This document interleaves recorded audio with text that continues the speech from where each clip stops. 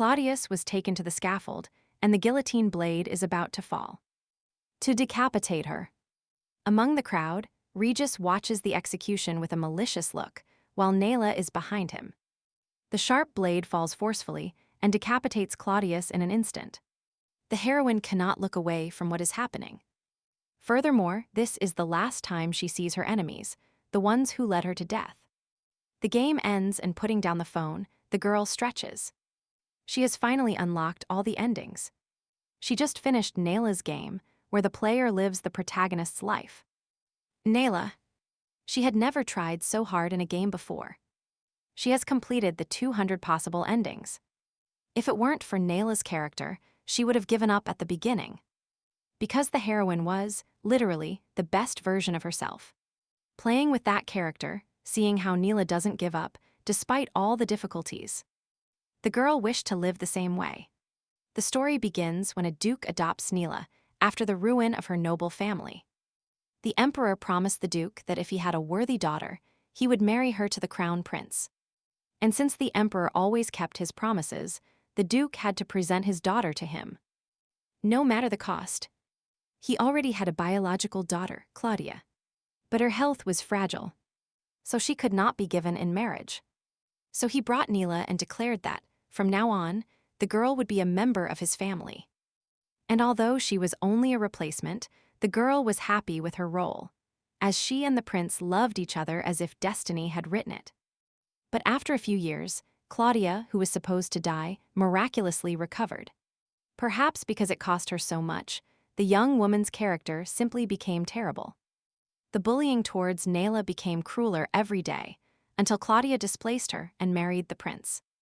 In an instant, the young woman's dreams, future, and even her beloved were taken away from her.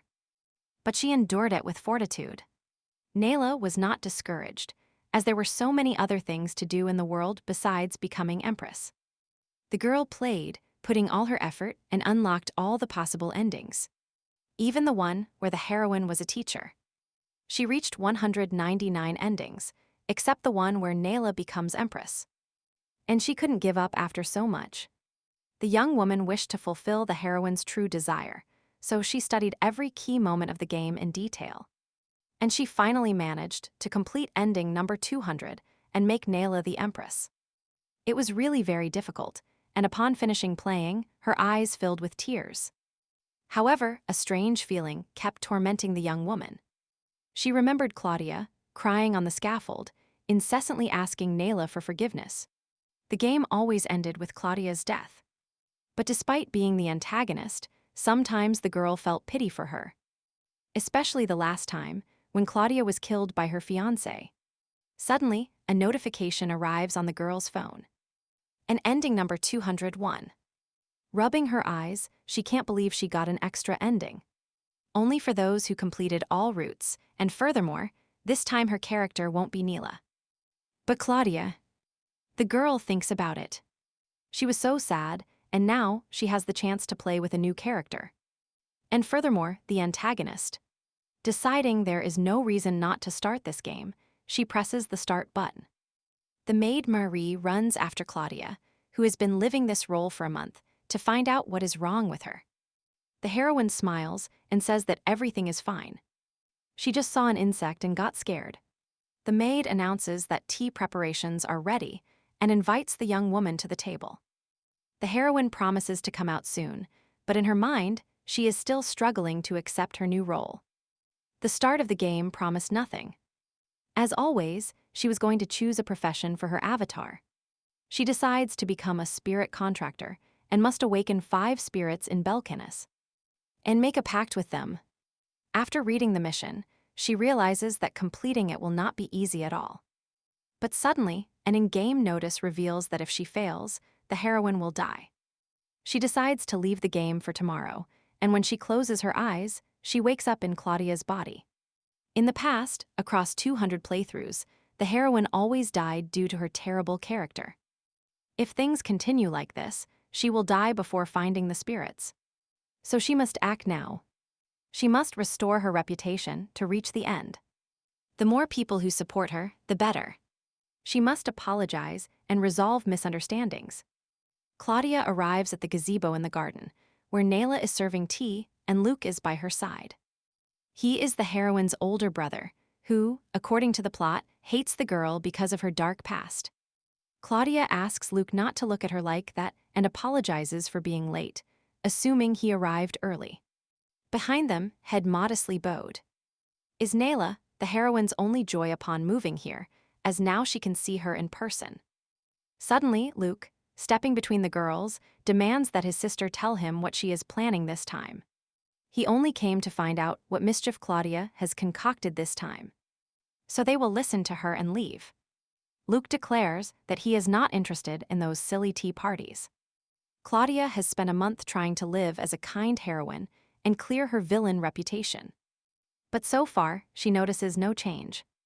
The girl doesn't know what to do, as Luke's gaze remains malicious, and he doesn't even consider changing his opinion about his sister.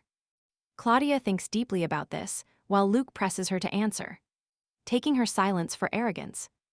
Deciding her brother is incorrigible, the girl smiles and tells him to be quiet and leave. Luke is stunned by her suggestion, but she insists that he can leave if he doesn't like it. Better to avoid the unalterable. While her brother is indignant at her declaration, Claudia offers Naila to let him go and talk alone. But unexpectedly, she replies that if Luke leaves, she will follow him. Well. Obviously, the young woman still feels uncomfortable near Claudia. Memories of mistreatment are not forgotten so easily. Rubbing her head, the protagonist says they can have tea later if Naila really wants to. Realizing she has a long way to go to achieve her goal, she turns around and leaves under her brother's shouts. Naila tries to calm her indignation and reassure Luke, suggesting they take a walk. He apologizes for not raising his own sister well, but the young woman replies that he has no reason to apologize. Throwing an angry look at Claudia, she affirms that her sister is the only one to blame for everything. The protagonist returns to the castle, annoyed that her day was ruined. What a nuisance. As she walks down the hall, she hears the maids whispering that she was kicked out just like that. Despite her efforts, when Claudia approaches them, the maids flee in terror, scattering everywhere. If we summarize the past month, full of dedication, the protagonist has achieved absolutely nothing. Therefore, she decides to rethink all her objectives and completely readjust her original plan. The heroine's first objective was to get rid of her villain reputation and make friends with everyone. But she failed miserably. She underestimated their attitude towards Claudia, and if she hasn't achieved results yet, it means they will never like her. So the heroine crosses out this objective and sets a new one, determined to leave this place once and for all. Claudia noted in her diary that, as a second objective, she needed to improve her relationship with Naila and be her friend. She knew it wouldn't be easy, and although it seems now it will take a long time because she avoids her, the heroine will not give up. And finally, Claudia needs to talk to Prince Regis, as he is her ex-fiancé, the one who executed her, and there is no guarantee he won't kill her this time too. So to start, the heroine decides to talk to him and dispel the bad vibe. Maybe he will even help her find spirits. But Claudia did not expect it to be so difficult to see him. Once he invited her to a place that simply did not exist. Another time, he suggested meeting near a dungeon. And guess what? They ended up being chased by monsters. Despite all her efforts, Claudia cannot meet with Regis. It's an impossible mission. Suddenly, Marie enters the room and announces that a letter has arrived from His Highness for the lady. In it, Regis informs her that he finished his work outside and returned to the palace, where he will stay for a while. And he invites her to visit him tomorrow. The next day, Claudia waits for the prince in the hall. Finally, a date in a safe place, thank heavens. Seeing that the girl has been there since morning, the maids murmur that His Highness is going too far with her. The heroine is also worried. She has been waiting for hours, and neither servants nor knights know where the prince is. What a mystery. Suddenly, the idea strikes her like lightning. Could the prince be testing her? How intriguing. Claudia wants to believe, with all her being, that Regis would not be capable of that. Tired of waiting, the protagonist gets up to return to her chambers.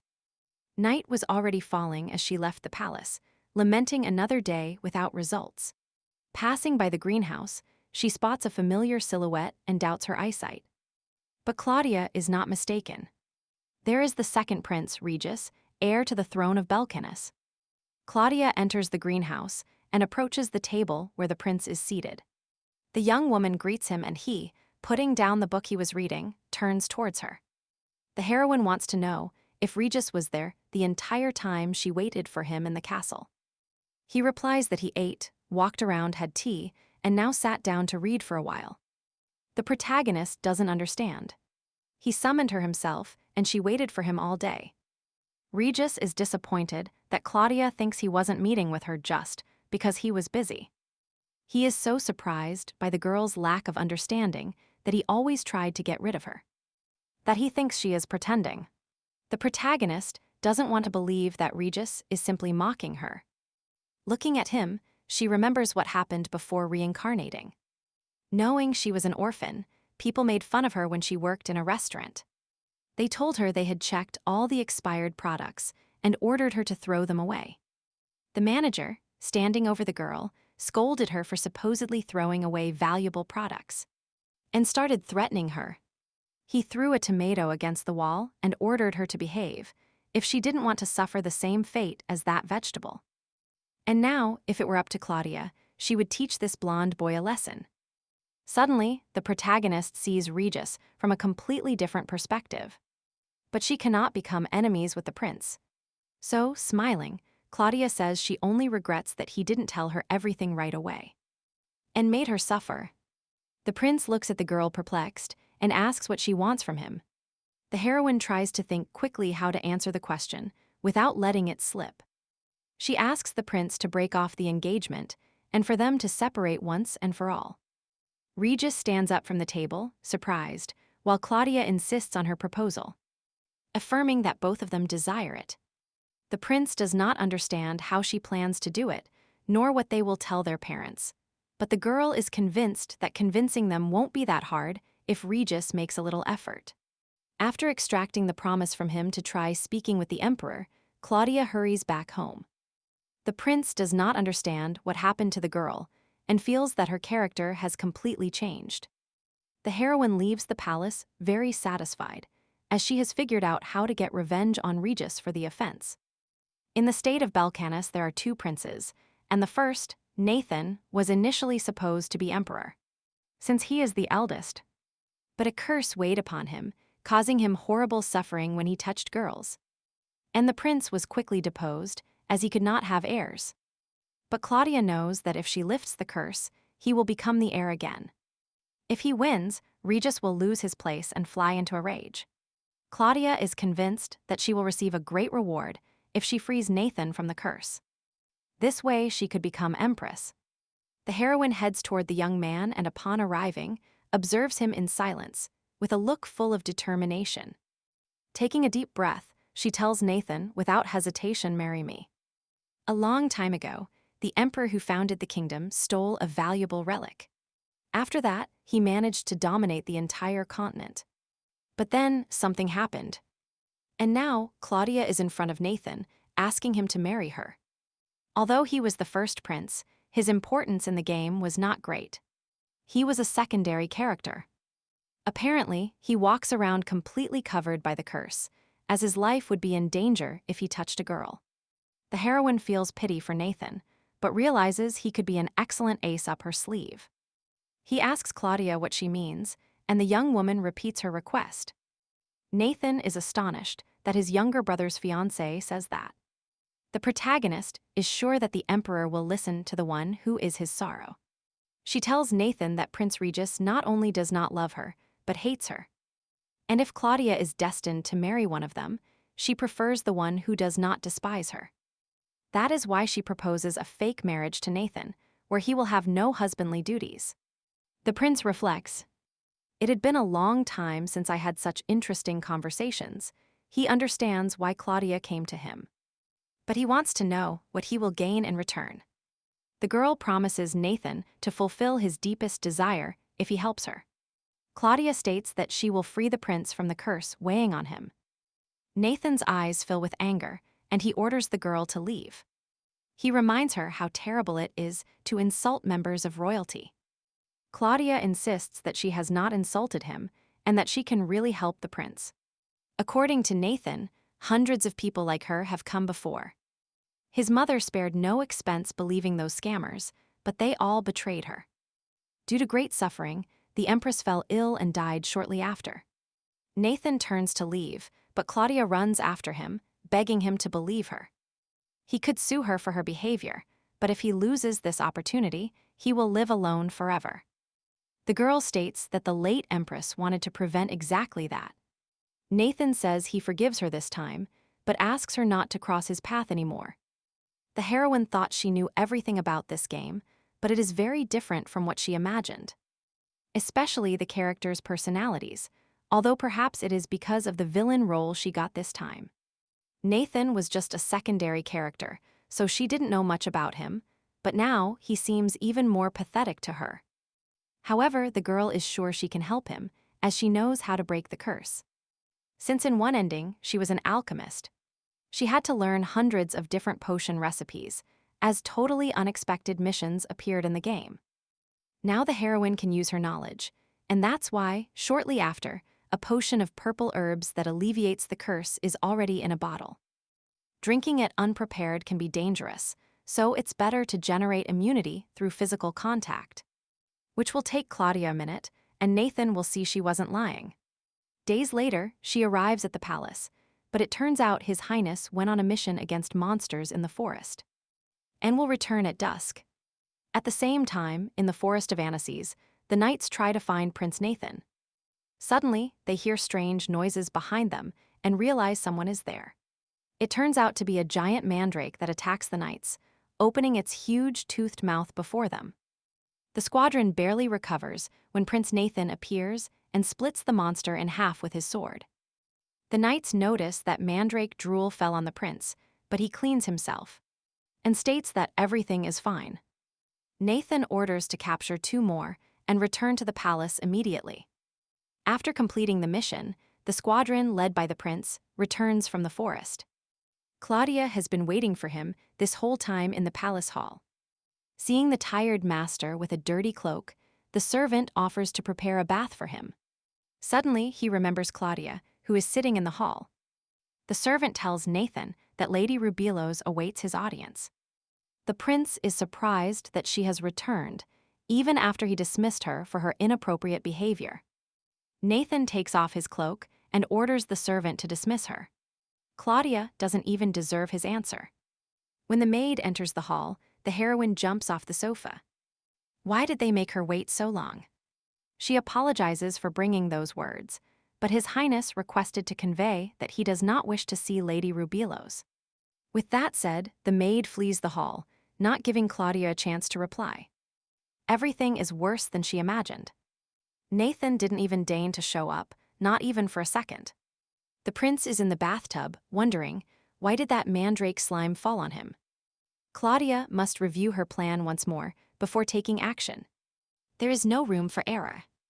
Today, she must overcome security to the first prince's room, give him the anti-curse potion, and arrange the marriage. Playing as Naila was difficult, but Claudia also has her own universe here. Of course, there is the easy ending by choosing a profession, but the heroine does not plan to take that path. There was also the maid ending, where she had to deliver love letters to the knights, or steal the ledger containing the bribes. By following orders from people in high positions, the heroine learned the entire structure of the castle. She certainly didn't think she would use the knowledge from the profession endings like this. But now she is crawling through a dog hole. She needs to reach the staff storage, from there pass through a corridor, at the end of which is the first prince's room. Claudia assumes he is resting now, but she desperately needs Nathan. And although she was supposed to appear without scaring him, the plan fails, as upon seeing the girl, the prince screams in terror. The heroine doesn't understand how he suddenly appeared in her bedroom without passing through the hallway. In response to Nathan's bewilderment about how she got into his room, Claudia, without raising her head, greets him. She then declares that she came here to prove that she can free him from the curse. The prince looks surprised as Claudia, opening a bottle, drinks something from it. Taking off his cloak, he demands that she stop messing around and leave his room. Standing in front of Nathan with her shoulders bare, Claudia suggests he touch her so he can understand everything. Stepping back a few steps in fright, the prince loses his balance and falls to the floor. He forbids Claudia from touching him and calls the guards. But the heroine, claiming to have drunk an elixir, moves towards him. She begs Nathan to just touch her a little to check. Covering his face with one hand, the prince declares that he cannot do it. Nathan is red from agitation and begs the girl to leave and leave him in peace. Claudia touches his forehead to take his temperature and notices how handsome he is. While the heroine makes sure the prince doesn't have a fever, he suddenly realizes he feels no pain when being touched. The girl perceives it too, while Nathan remains seated, completely bewildered. It seems so unthinkable to him that he extends his hand and touches Claudia's face. Standing in front of the girl, Nathan touches her hands and takes her by the shoulders. Realizing what he did, the prince suddenly apologizes to her. He tells her that mandrake slime fell on him today. Claudia must know the properties of that plant, so it's better to go home today. That slime contains a component that causes attraction in people. But seeing such a rough man apologizing, Claudia feels like mocking him. Approaching Nathan, the heroine asks him how she can help him. Hugging the girl even tighter, the prince says that, from now on, she can help him a lot. Everything happened too fast, and the next morning, Claudia wakes up in Nathan's bed. She remembers everything that happened between them the night before. The protagonist realizes it's her fault, since she touched him, knowing the effect of the mandrake mucus. Now she blames herself for what she did with a stranger while absorbed in solving the ending. Nathan enters the room, surprised that the girl got up so early. Claudia is amazed that he isn't covering his face today and notes that he looks much better like that. The prince asks the young woman if she slept well after yesterday. She suggests they skip the compliments and talk about what they failed to discuss yesterday. Observing the girl and thinking for a moment, he agrees to the conversation. Since it's already clear that Claudia didn't lie to him, she proposes to the prince to sign a contract. In exchange for Nathan marrying Lady Rubilos, she will remove the curse. After a year, the contract will be terminated. The prince wants to know if the girl agrees under these conditions, because beyond love, she will give up being empress if she marries Regis. Claudia smiles, because she is actually planning to become empress by marrying Nathan. Although, of course, she doesn't say a word. And suddenly, the prince declares that he doesn't care, because he will be the heir if he gets rid of the curse. If he manages to have offspring, the reason why he cannot become emperor will disappear. To Claudia's surprise, Nathan is quite ambitious. And now, everything could be easier than she thought. Smiling, he talks about how beneficial their wedding would be. And the prince agrees with the young woman. Claudia promises Nathan that she will do everything possible to help him ascend the throne. As for last night, the girl asks if it was a mutual mistake. What tension! She promises to try to forget it, so Nathan can relax too. Phew, thank goodness. According to her, those personal matters would only hinder their goals. The prince signs the papers and looks up at Claudia. He asks her not to bring up that topic, because what's done is done. And she nods. They decide to start the plan by asking for permission from His Majesty, and Nathan doesn't want delays. He gets up from the table and heads for the door, leaving Claudia totally surprised. The protagonist thinks that the prince resolves everything instantly, and that fascinates her. Nathan says his father is not at his best. He fears the breakup will affect him. Claudia suggests appealing first to pity and thus obtaining permission for the wedding. And only after the wedding, they will talk about the curse and the emperor's position. They enter the throne room, where the emperor looks very ill. His health is delicate. Regis is there too. They asked him to attend, and both are confused. What is happening? Nathan bows and asks his father and brother for forgiveness. The tension is palpable. The emperor demands to know what happened, and asks for a clearer explanation. The first prince declares his desire to spend his life with Lady Rubilos and asks for permission for their relationship. The emperor, furious, rises from the throne, calling his son crazy for coveting his younger brother's fiancée. According to Nathan, he thought he would spend his life alone, but Claudia changed his mind when she appeared. He says she is the only person who, despite the curse, is willing to spend eternity with him. And that's why he doesn't want to lose her. The emperor demands explanations from Claudia, and the young woman, seeing Nathan's magnificent performance, knows she cannot fail. The protagonist confesses to His Majesty that Nathan and she love each other to death, and she asks for his blessing for their relationship. She affirms that these are not impulsive emotions, that she thought a lot and understood the sincerity of their feelings. And now she is sure that they will overcome any adversity. According to Claudia, she doesn't care about curses, and they can overcome them if their love exists. The young woman assures that she will take care of Nathan all her life, while he tries to convince his father that he is the first and last love of his life. Unable to bear it, Regis orders both of them to stop talking nonsense. The prince knew they hated him, but he doesn't understand how they can humiliate him like this. Nathan and Claudia ask him to calm down and only blame them, without worrying about his authority. The heroine confesses that she doesn't understand why the prince reacts this way, since he loves someone else. But he doesn't let her finish. The emperor intervenes, apologizes to Regis, and reminds him that he can find whomever he wants, something his brother cannot. And if Nathan and Claudia's feelings are true, then he gives them his permission to have a relationship. The protagonists look at each other and smile, because so far everything is going according to their plan. Having tea in the garden after the audience, the young people discuss how well they played their roles. Claudia points out that she had to respond worthily to her future husband's efforts. Since they overcame this stage, the young woman suggests to Nathan moving on to the second matter.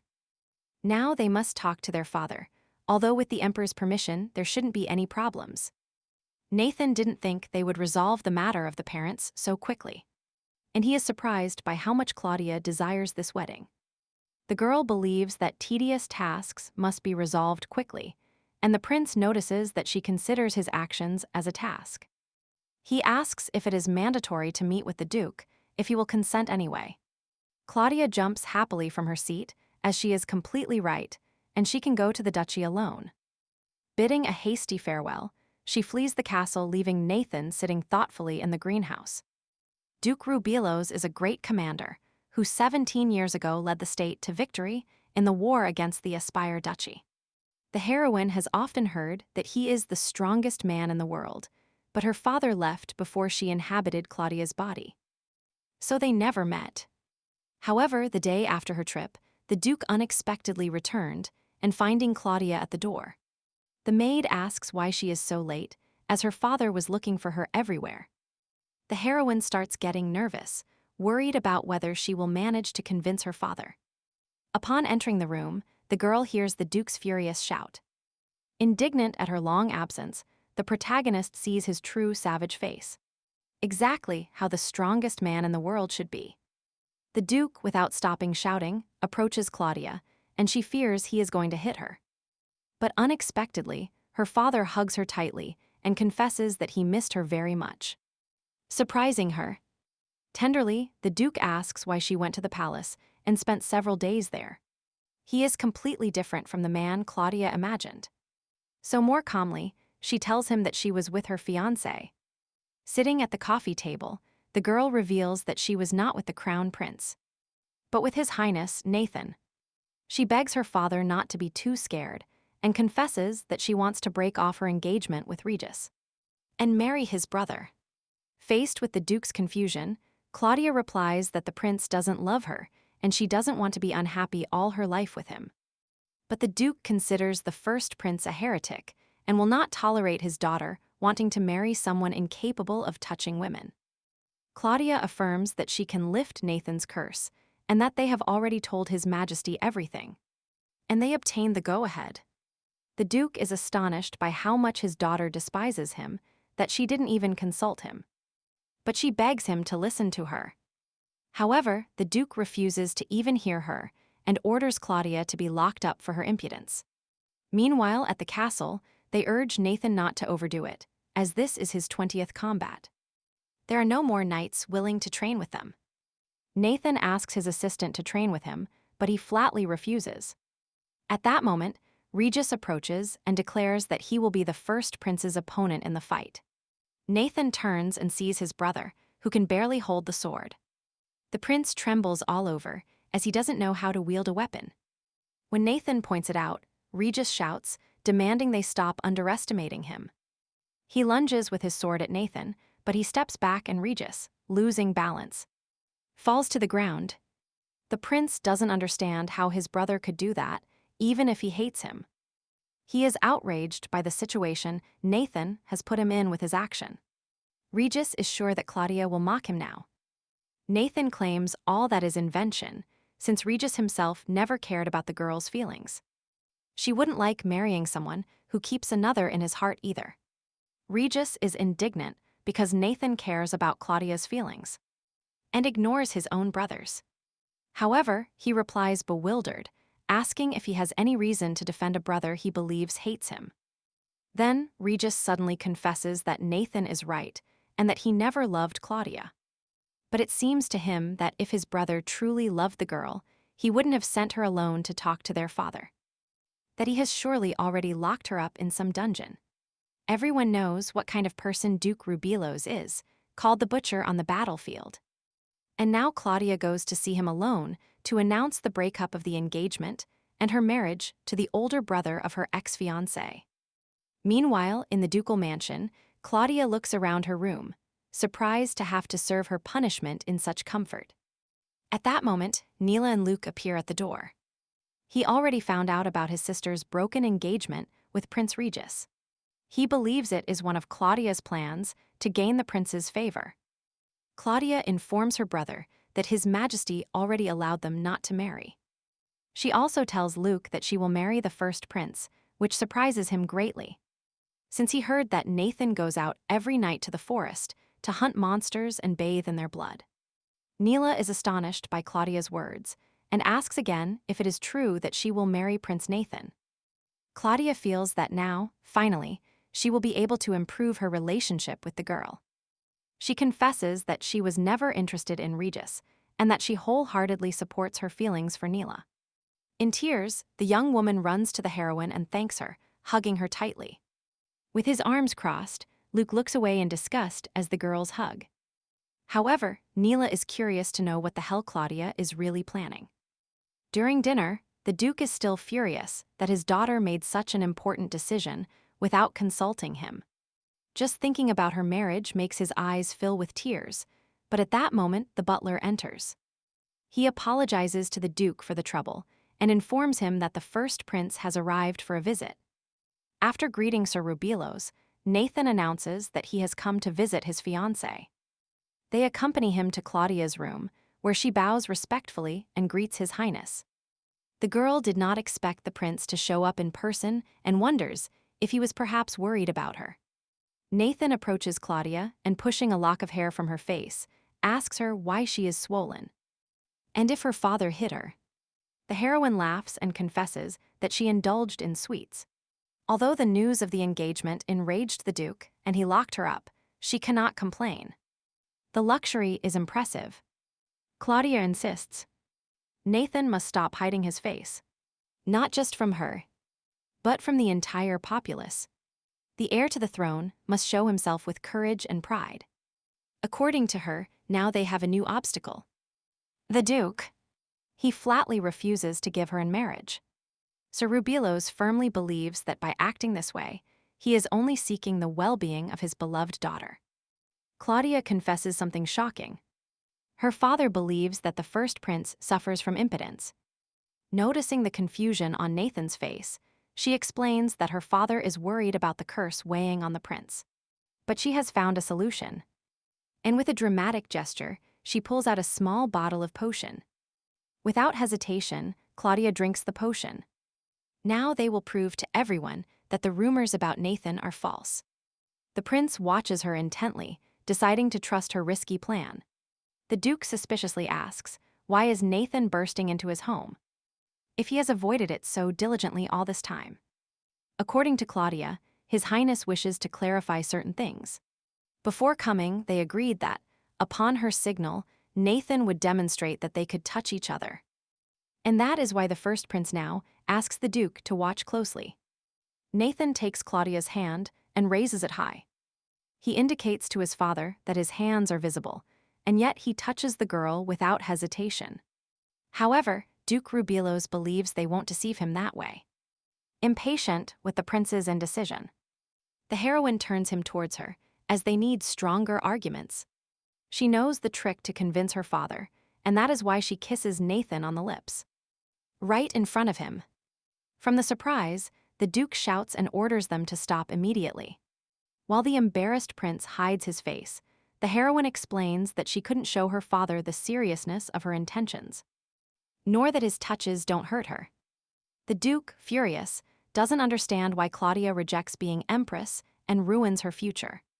Claudia is clear. There is no worse way to ruin your life than marrying without love. The prince takes her hand and interrupts. How dare the Duke insult the royalty like this? Because Nathan plans to reclaim the throne that Regis snatched from him. The plot thickens. Claudia is key. With her, he will have an heir and strengthen his right to the throne. The Duke reflects. The prince is not afraid to raise his voice even before the butcher himself. Besides, Nathan is handsome. Perhaps he is a good match for his daughter. What is he thinking? Suddenly, he hesitates.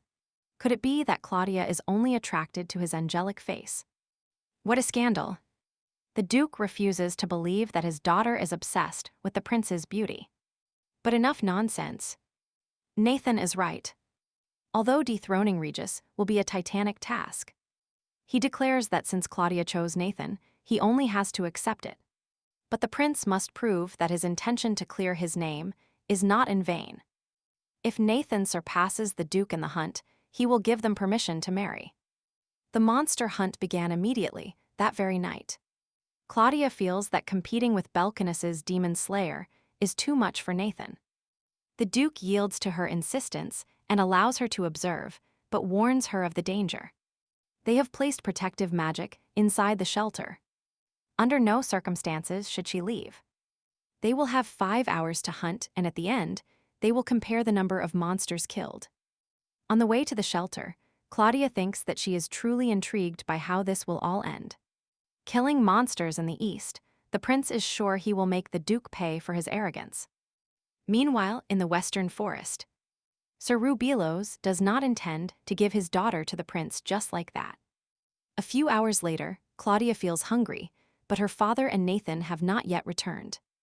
Marie enters the shelter with a food basket and tells her that the Duke will be late, as he will dine in the forest.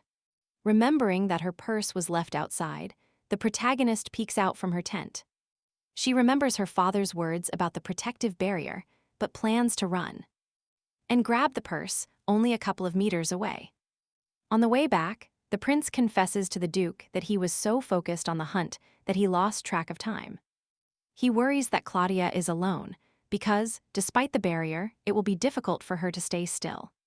And although the Duke believes his daughter is obedient and trusts her good sense, Claudia steps out of the tent.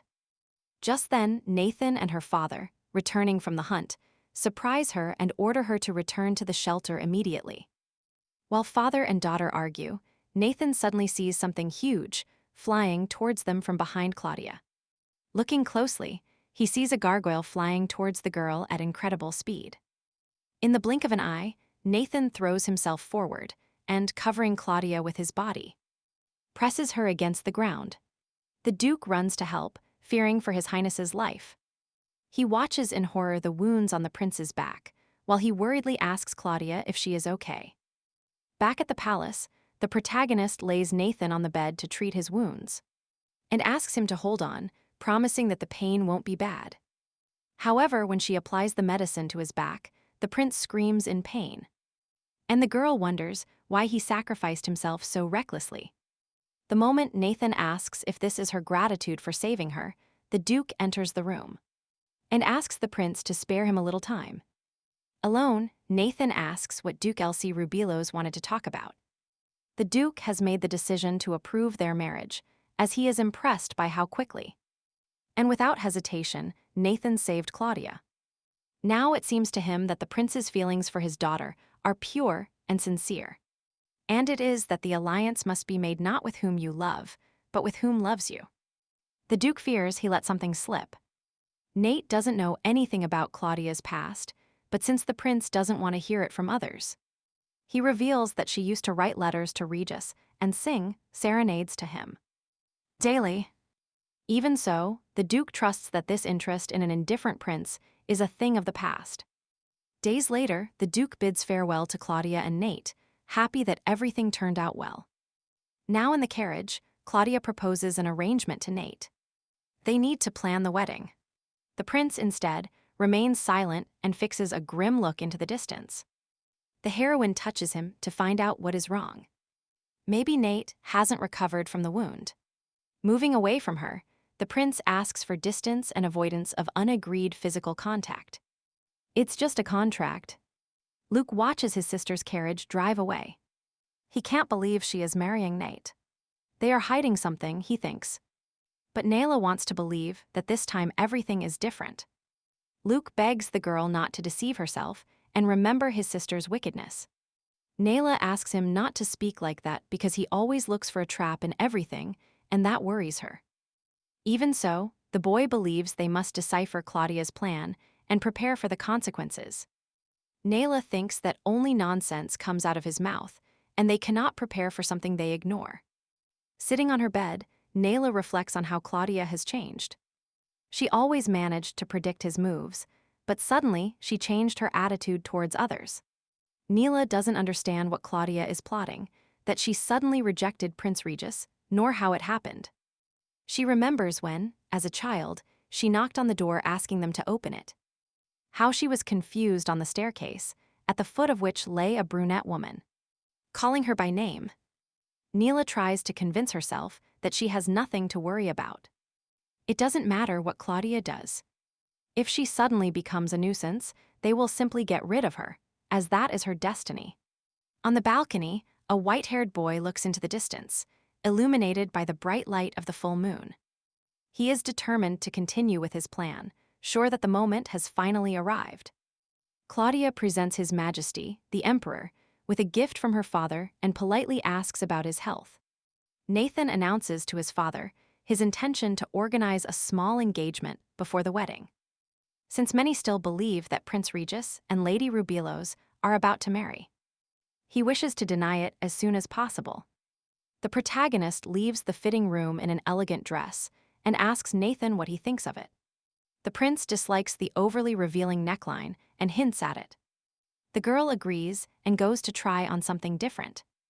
Nathan feels that it is too hot in the tent and heads towards the exit.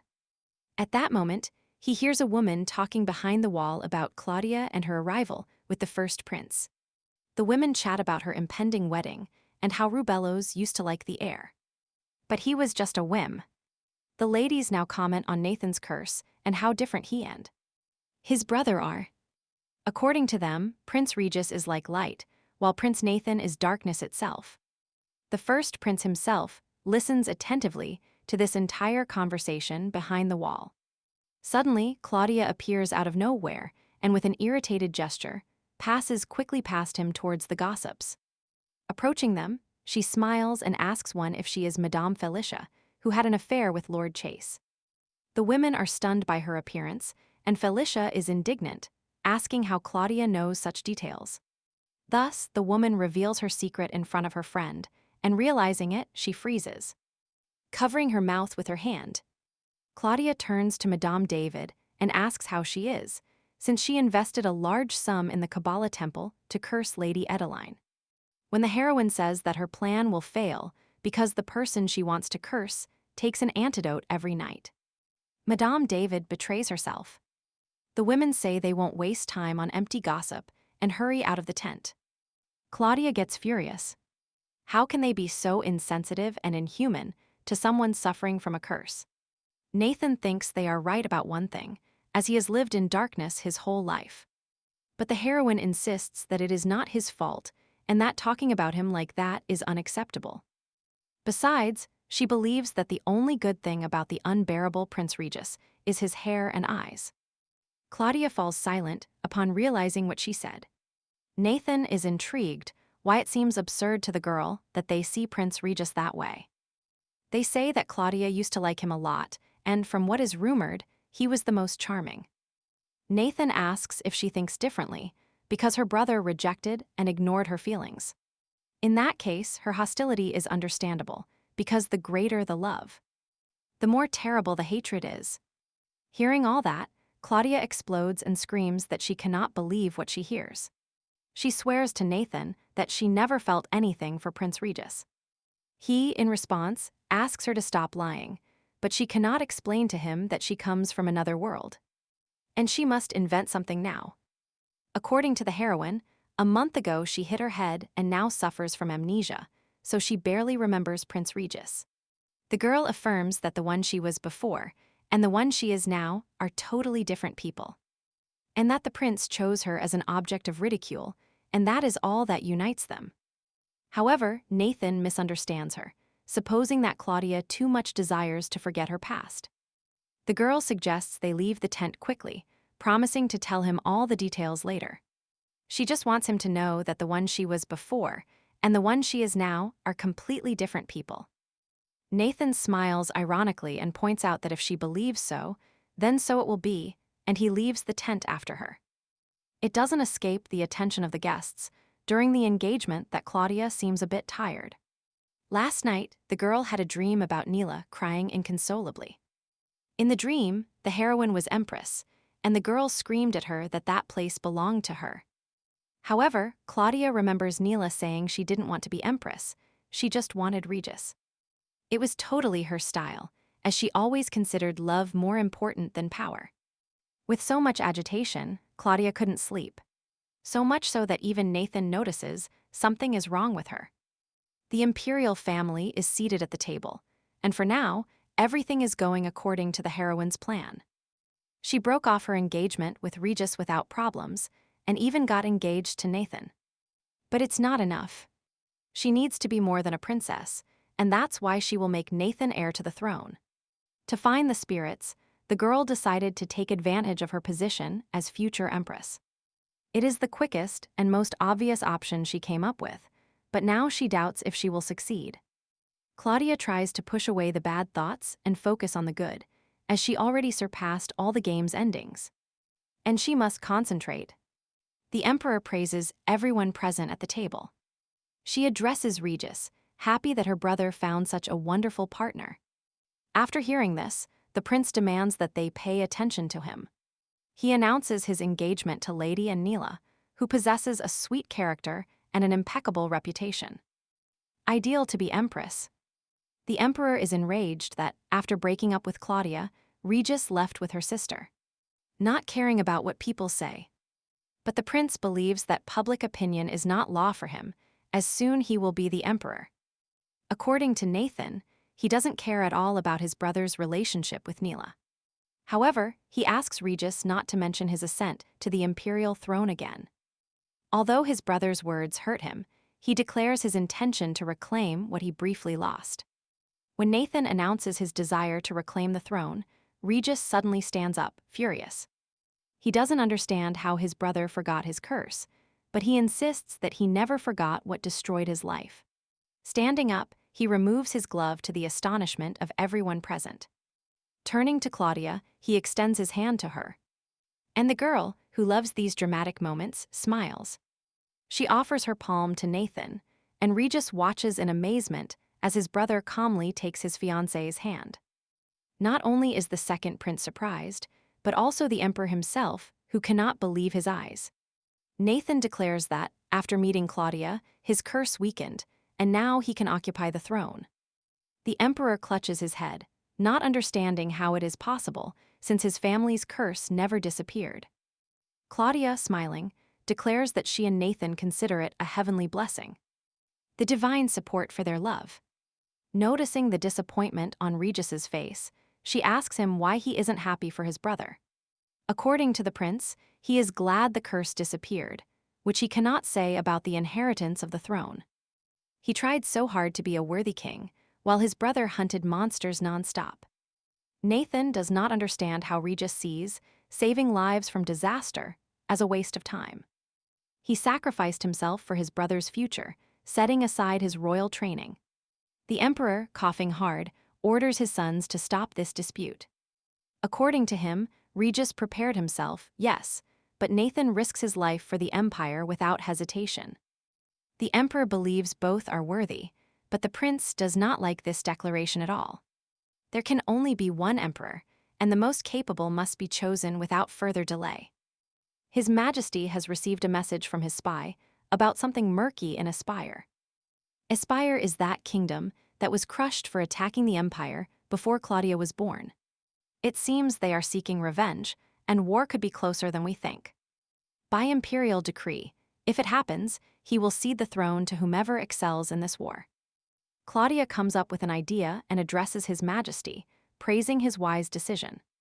According to her, the situation is ideal.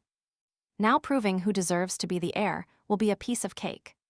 Turning to her brothers, the girl asks if everyone agrees with His Majesty. Upon leaving the dining room, it seems strange to Nathan how much this situation has agitated Claudia. He wants to know what she is plotting, and the girl confesses that she has a plan up her sleeve. A bold plan. First, she needs a ship, a commander, and an army, and they must set sail for an uncertain destination. Claudia plans to sail to Charcot Island, a mysterious place where a water spirit resides.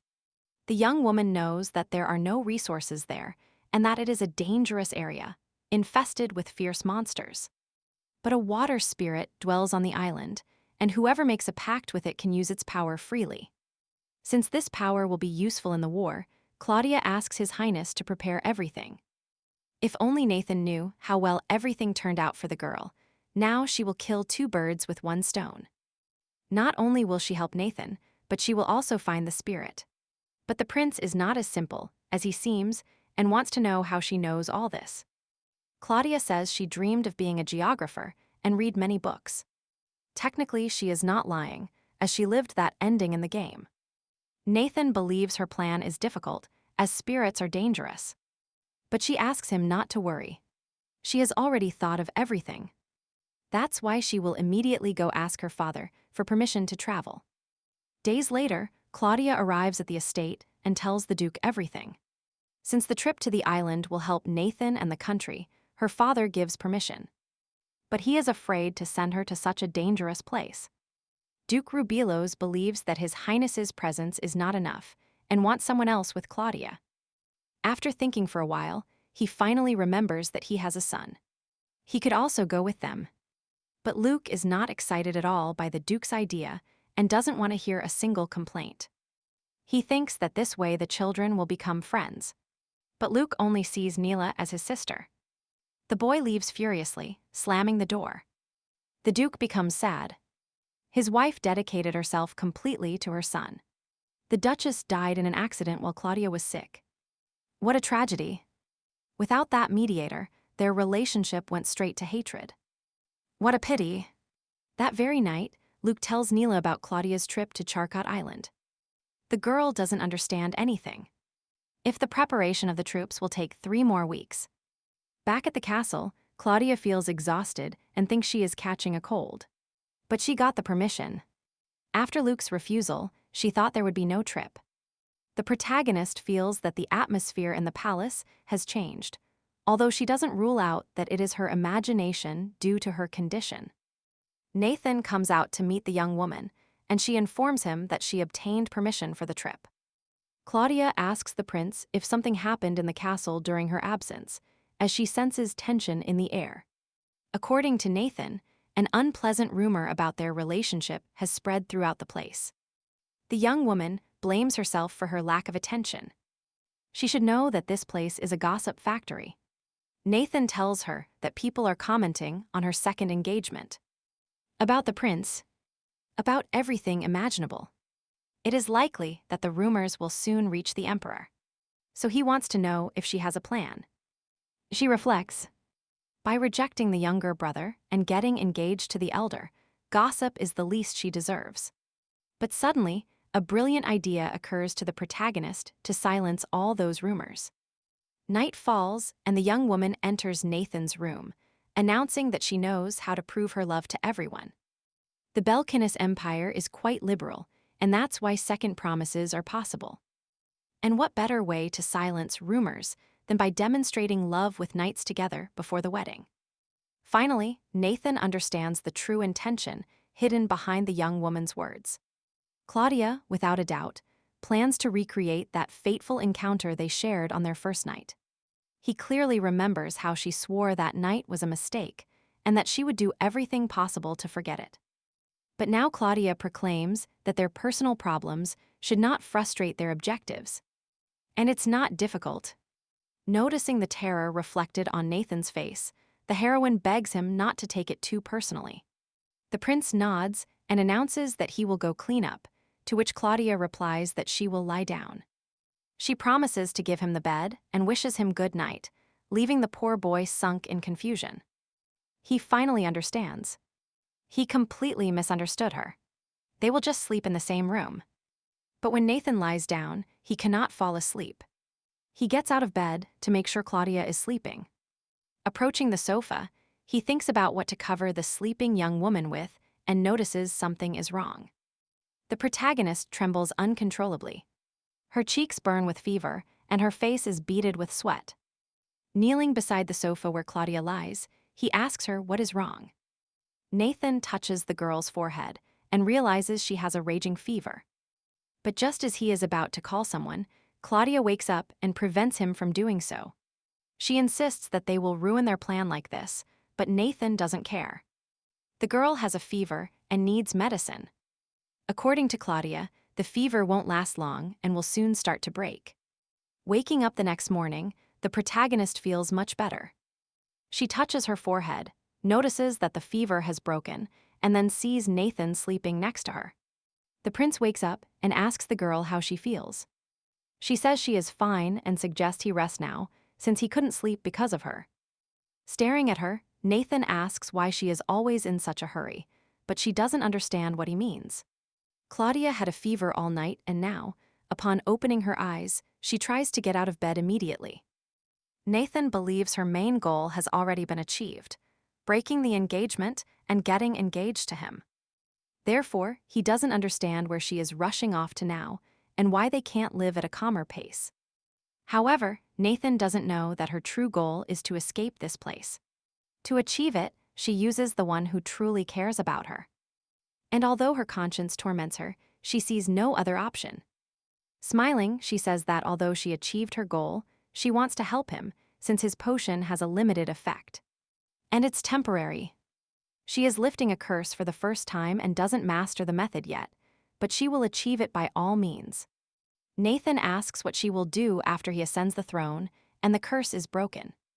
Claudia says she will go very far away.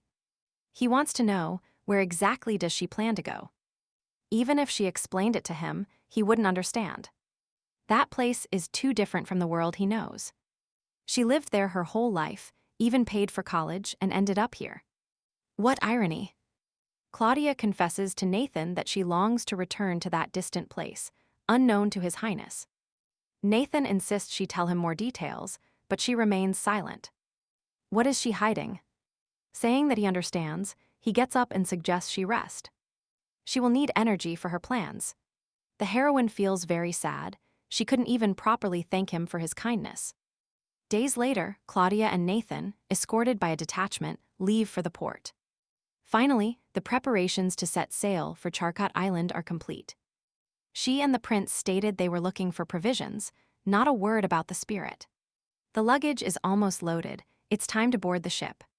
But Claudia spots a familiar silhouette in the distance, watching her intently. Seeing that she is looking at him, Luke asks if she really intends to go on a trip. To Claudia's question about what he is doing there, he replies that he came to be her bodyguard. She irritably asks her brother what nonsense he is saying. At that moment, Naila appears behind Luke, and her presence surprises Claudia. According to her brother, he didn't want to come, but Naila was very worried about her sister. She interrupts him and tells him that Sharko Island is a very dangerous place. The heroine is surprised that Naila worried so much about her and didn't just come along, but that she brought Luke along. But realizing it, Claudia runs happily towards her sister, asking if she is sure she wants to go. Because it is dangerous. Naila assures that everything will be fine, since they will be with Luke and His Highness the Prince. Nathan silently and attentively observes what is happening and how Naila tries to break free from Claudia's arms. The water spirit senses that someone is approaching its domain. Since these two suddenly joined them, Luke had to spend the night among the crew members, leaving the cabin empty for Naila. Claudia offers her sister to look at the dresses she bought in the capital, as their design is different from those sold in the duchy. To improve the relationship with her sister, the girl pulls out dress after dress for her. She claims that Naila can take whatever she likes. According to the heroine, each of those dresses will suit her well, but the girl only remains silent. Claudia offers to try on the dresses to know her size and take as many as she wants. Nevertheless, Naila lowers her head and softly reminds her sister that she cannot use them. The protagonist, sincerely, does not understand what exactly she means. With a sinister smile, Naila tells her that it doesn't matter, as Claudia doesn't have to remember all her sins. She turns around and leaves the young woman's room, who does not understand what has happened. Looking at herself in the mirror, Naila tells herself that nothing has changed, and Claudia is still haughty and cheeky. She doesn't understand why her sister lies and pretends to ignore something that is impossible to forget. That day, she was preparing for a reception, but her curls couldn't hold due to the humidity. Since Claudia looked better every day, Naila couldn't give in and appear at the party with such a horrible hairstyle. She ordered the maid to quickly call someone else to help her with her hair. In an instant, a hand snatched the hot tongs from the maid, and Naila felt a dreadful pain. And although the maid claimed it was an accident, she knew someone else was behind it all. From her room, she watched Claudia having fun at the reception. Seeing those eyes full of madness, the girl no longer doubted what had happened. Naila was convinced. The hand holding the curling iron belonged to Claudia. That's how a scar appeared on her back, which prevents her from wearing low-cut dresses. Seeing her reflection in the mirror, she thinks that since then she has been a defective bride. Now that Claudia has changed so suddenly, she feels she is trying to hurt her again. But Naila will not tolerate it. A knock on the door snaps her out of her thoughts. It is her sister asking permission to enter. Upon opening, she sees Claudia in the doorway, with a suitcase in her hand. She thought Naila had been offended for wanting to give her a used dress. That's why she brought her a completely new outfit now, which she had never worn. Snatching the suitcase from her sister, Naila smiles, thanks her, and says she will use it gladly. Claudia doesn't understand at all this abrupt change in her mood. Days later, as the ship approached the island, a strong wind and torrential rain tried to push them away. Nathan examines the map to locate the spirit, and Claudia reveals that it is in the lake, in the heart of the island. Legend says that by following the sounds of the ocarina played by the moon, they will find that lake. Hearing this, Luke is indignant that Claudia organized the trip for such absurd nonsense. Turning to him, the protagonist starts boiling with rage. Noticing it, Nathan decides to prevent the argument from escalating further. Addressing Luke, he scolds him for his attitude towards the princess. And on top of that, in front of His Highness, the boy freezes under his furious gaze, and an awkward silence floods the room. Naila breaks it by apologizing to the prince and explaining that her brother is just worried about those who traveled with them. According to her, they would be very disappointed if it turned out there was no spirit here after all. Turning to Claudia, she tells her that she knows there are no ill intentions behind her actions. However, she thinks the girl rushed a bit in deciding to come to the island. Therefore, Naila asks Claudia if she will take responsibility if she dies there. The protagonist smiles, because she is sure that will not happen, and asks her sister not to worry. Suddenly, the ship begins to shake violently, and all those present scream in surprise. Claudia doesn't understand what is happening to the vessel, since they were supposed to have already docked. Suddenly, the heroes hear terrified screams behind the cabin door and jump up. Rushing into the hallway, they see one of their knights screaming that a monster has boarded.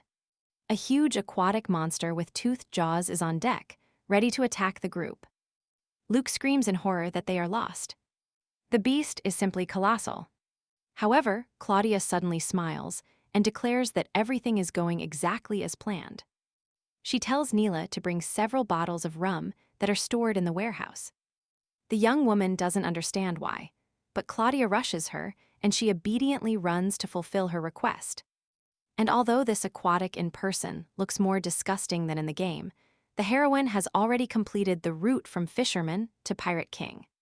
She orders the trumpeter to advance to the front and blow the horn, and the rest to whistle as loudly as possible. Nathan orders everyone to follow the princess's instructions to the letter. Aquatic creatures' ears are sensitive to high pitches, so she plans to deafen the monster. In an instant, Naila runs and gives Claudia the bottles of rum. Alcohol melts the skin of these beings, and that's why, when sprayed, the aquatic screams and flees. Everyone looks amazed at the princess, who managed to defeat the monster. The girl smiles shyly at the cheers of the knights. Naila stares intently at Claudia, enjoying the praise. Nathan notices her gaze and how, by pressing her lips together, the girl begins to tremble. Naila is in her cabin, sitting on the bed, and cuts into pieces the dress Claudia gave her. She is furious because that brat dared to give her orders to demonstrate her superiority. At that moment, Nathan passes in front of the cabin and sees Naila destroying something, and hears her wishing death upon someone. Claudia is sitting at her desk, thinking that time is pressing, and tomorrow at dawn they must search the island. She needs to divide the team between those guarding the ship and those who will accompany her. And Nathan will be the first. He is the most reliable. Luke and Naila are in doubt, and the protagonist plans to leave them on the ship with the wounded crew members. Nathan bursts into the office and finds her lost in these thoughts. He asks Claudia what she is doing awake so late at night. The girl confesses that she was thinking about who will accompany her tomorrow to explore the island. Nathan hands her a piece of torn dress and tells her that Naila destroyed it in front of him. Like a madwoman wishing death upon Claudia. The prince wants to know what happened between the sisters and why Naila is so resentful. The heroine recognizes in the scrap of cloth the dress she gave her sister today. Although she considers hatred towards herself natural, she didn't think Naila hated her, as in the game she always lived justly. And honestly, now the protagonist doubts knowing the true nature of that character. In the end, the same story can completely transform depending on the perspective. What if the image the protagonist saw as Claudia is Naila's true essence? Because if the girl truly hates the heroine, sooner or later she will want to hurt her. In that case, Claudia will have to get rid of her, but Naila was her best friend. When she returned home exhausted from precarious work, she entered the game. There, her character Naila entered the academy, and that motivated her to achieve her goal. And although in real life, the work drained her energy, in the game, she advanced with confidence. The girl fell asleep, with the certainty that she would overcome difficulties there too. That's why Claudia decides not to jump to conclusions until she verifies it herself. She declares to Nathan that she wants to tell him about her decision. In tomorrow's raid, she will poison herself along with Luke and Naila. Nathan looks at the girl surprised, not understanding her decision. And suddenly, he adds that the prince himself must stay on the ship. In the morning, Nathan bids farewell to the group, going into the forest in search of the spirit. Naila doesn't understand why Claudia left the prince on the ship. She will be in danger without him. The girl tries to understand what she was thinking when she made that decision. Claudia told Nathan that someone must stay behind to defend the ship. The wounded cannot do it. In her opinion, the mission is more important than the wounded, and 3 people won't be able to accomplish it. But Claudia insisted that soldiers would also go.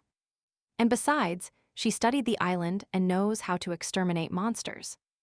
The girl was sure that nothing dangerous awaited them on the island. She told the prince that it was none of his business and that taking her brother was personal. Nathan reminded her that she promised to lift the curse and help him ascend the throne. If Claudia doesn't keep her promise, she will have a hard time. But the girl asked him to trust that everything would be fine, and now she watches them leave, lamenting that Claudia doesn't want to open up to him in any way. There is no monster whose elimination method is unknown to the heroine. But there is difficulty in commanding the soldiers. She wished they believed in her and that she could believe in them. Suddenly, the squad stops upon hearing a strange buzzing sound in the forest. It was poisonous bees, from which the soldiers flee in terror. But Luke orders them to remain calm and protect the ladies. Claudia orders them not to approach her, to put on their protective gear, and to move downstream. To the left, towards the valley at the foot of the mountain. Naila watches as the entire squad complies with the heroine's order without complaint. A few remain with Claudia, Luke, and Naila, and the heroine makes sure they are okay. The girl orders those who can move to check the island for monsters.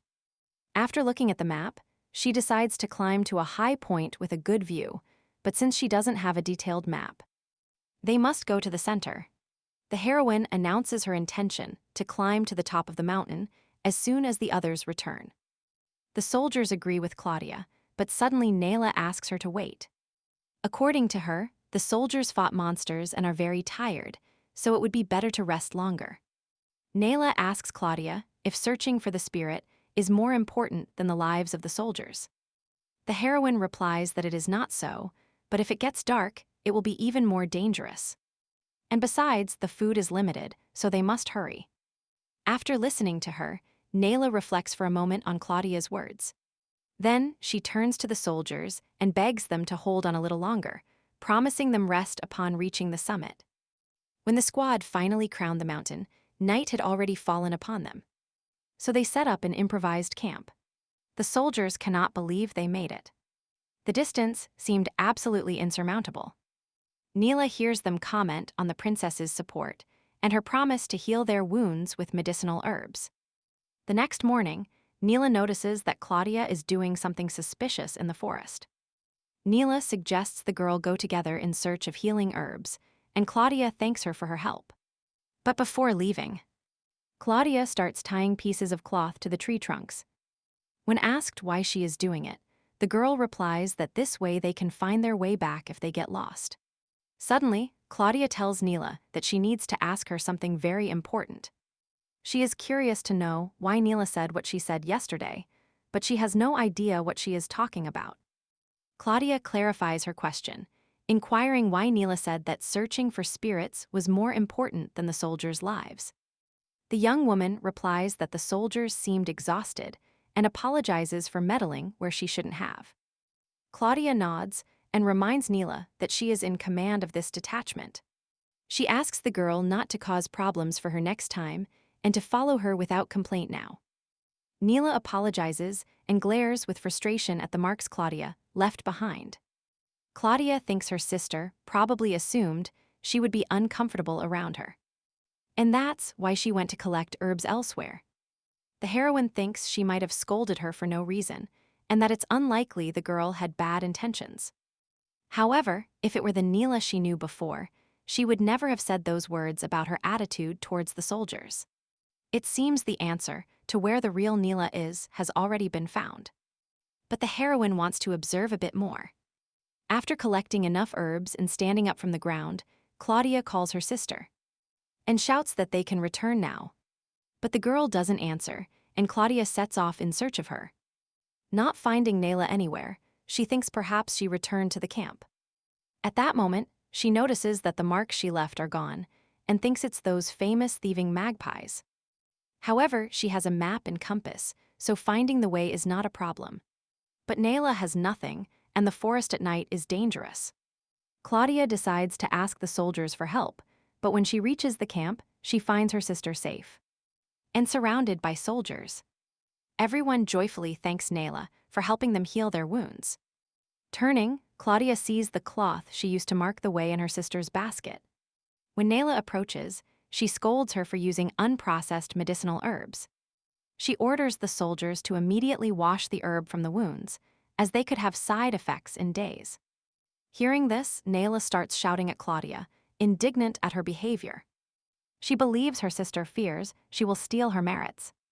Claudia is now sure that this is not the Naila she knew and suggests they talk calmly. Seated at the table, the soldiers comment on the girl's amazing culinary skills. They say that not only does she heal well, but she is also an excellent cook. However, Luke noticed that the girl used more provisions than planned, and they won't return to the ship soon. If he tells Claudia, another chaos will start. And the sisters are already in a tense relationship. And finally, the squad reaches the place where the spirit is, the lake at the top of the island. They are now in the center. And in theory, from this rock they should hear the sounds of the lunar ocarina. They need to inspect the surroundings. But first Claudia wants to finish this conversation and asks Naila what is happening. She wants to know why the girl left for the camp, leaving her alone, and also removed all the markers. Claudia wonders why her sister betrayed her. But she gets nervous and doesn't know what to answer. At that moment, Luke approaches and asks Claudia why she is behaving this way towards her sister. The protagonist asks her brother to leave, as she has to talk to Naila. But he says he knows her plans. Taking Naila by the hand, he leads her away from Claudia, who doesn't understand what he is doing or why he is interrupting her chat. Luke tries to shake off Claudia's hand, who grabs him and pushes him away from her. The protagonist loses her balance and slips near a dangerous precipice. Unable to stay standing, she falls, but manages to grab onto a rock with her hands, and screams that she is alive. Luke promises to save Claudia, although the first to run towards her is Naila. The protagonist smiles, happy that her sister wants to help her save herself. But contrary to what she expected, she pushes her into the void. Seeing the heroine fall, Naila bids farewell forever with a smile. The remaining knights on the ship are annoyed about restoring everything in one day. But seeing their highnesses' effort, they decide not to object anymore. Nathan examines the map of the Duchy of Aspire, which now boasts resources and diplomacy. But more than 20 years ago, there was a rebellion against the Empire that almost destroyed it. The ministers tried to quell the rebellion at first, but the emperor was magnanimous and signed the peace. And although they managed to maintain peace for a long time, the current Duke Elias Aspire pointed his sword at the Empire. Although willpower helps a lot, Nathan thinks it's crazy to send Claudia alone to Charco Island. Luke looks in horror at Naila, sitting on the edge of the precipice. Not believing what he just saw, the boy asks her what she has done. The girl screams desperately, flooded with tears, begging someone to help her. According to the knight who responded to the call, Claudia must have been swept away by the current. An almost hopeless situation. Facing her question of how everything happened, what exactly occurred, Luke starts babbling nonsense. To his astonishment, Naila, without stopping crying, claims it was all a terrible accident. According to her, Claudia dragged her by force, and Luke was desperately trying to prevent it. The boy does not understand why she says that. If he was trying to help, and she was the one who pushed her. But Naila insists. Luke pushed his sister, who was left hanging from the rock but couldn't hold on. And she fell. The young man is left speechless, shocked by how she tries to manipulate the situation. Several days have passed and the ship is still there, docked on the coast without moving. Standing on deck, Nathan wonders anxiously, why is there still no news from the exploration team? His assistant approaches and notices that his lord has a headache again. At that instant, the lights of the returning exploration group are seen in the distance. Looking closer, Nathan doesn't understand why Claudia is not among them. Upon learning what happened, the prince hits Luke with such force that he flies backward. Nathan yells at him, not understanding how he could have pushed his own sister over the precipice. Despite Naila's assertion that it was an accident, the prince orders a search party to be formed immediately, refusing to leave the island until Claudia is found. However, the wounded soldiers are not in condition to start a search right now. According to Naila, they felt sick because of the medicinal herb Claudia had used. Without letting her finish, Nathan declares his intention to go look for her alone. He orders them to focus on healing and to send the less injured and those who improve after him. The prince leaves, despite attempts to stop him due to the imminent danger. The protagonist lies on the sand while the waves gently caress her feet. Regaining consciousness, Claudia sits up on the beach, trying to figure out where she is. She looks up, and upon seeing the imposing rock, she remembers Naila's push into the void. She knew her sister hated her, yes, but she never imagined it would go to such extremes. Determined to calm down and look for the ship, she gets up, and suddenly a sound alerts her. Claudia heads towards the source of the noise. And suddenly, a wave of water soaks her. She opens her eyes and finds herself facing the water spirit, furious about the human presence. Making his way through the thick forest, Nathan desperately searches for Claudia. Suddenly, something lunges at him at full speed, impacting his shoulder and splashing blood. Turning around, the prince discovers it was a baby bat. He barely has time to wonder where the adult one will be. When it appears in front of him, just as we anticipated, Claudia found the water spirit by following the sound of the lunar ocarina. She decides to speak cautiously and tells him she came for him to make a pact. Smiling, the spirit encases Claudia in a water bubble where she struggles to breathe. He did it to show how weak and defenseless she is. So there will be no pact. Snapping his fingers, the spirit releases her and tells her that someone already came once. Because of that man's stupidity and greed, his descendants still suffer a curse. To make a pact and gain power, the heroine must prove she is worthy. Or suffer a punishment. If Claudia thinks her status and wealth will impress the spirit, to him that is less than dust. The protagonist wonders if she can say something beyond her profession. She declares that she arrived here from another world, with a different people, culture, and language. Before coming, she chose her path and became a spirit contractor. The water spirit understands nothing, but Claudia knows about its mental power. Trembling, Nathan ventures further into the island, desperate to find her. He hears a familiar voice, just as she is offering the spirit to see her memories.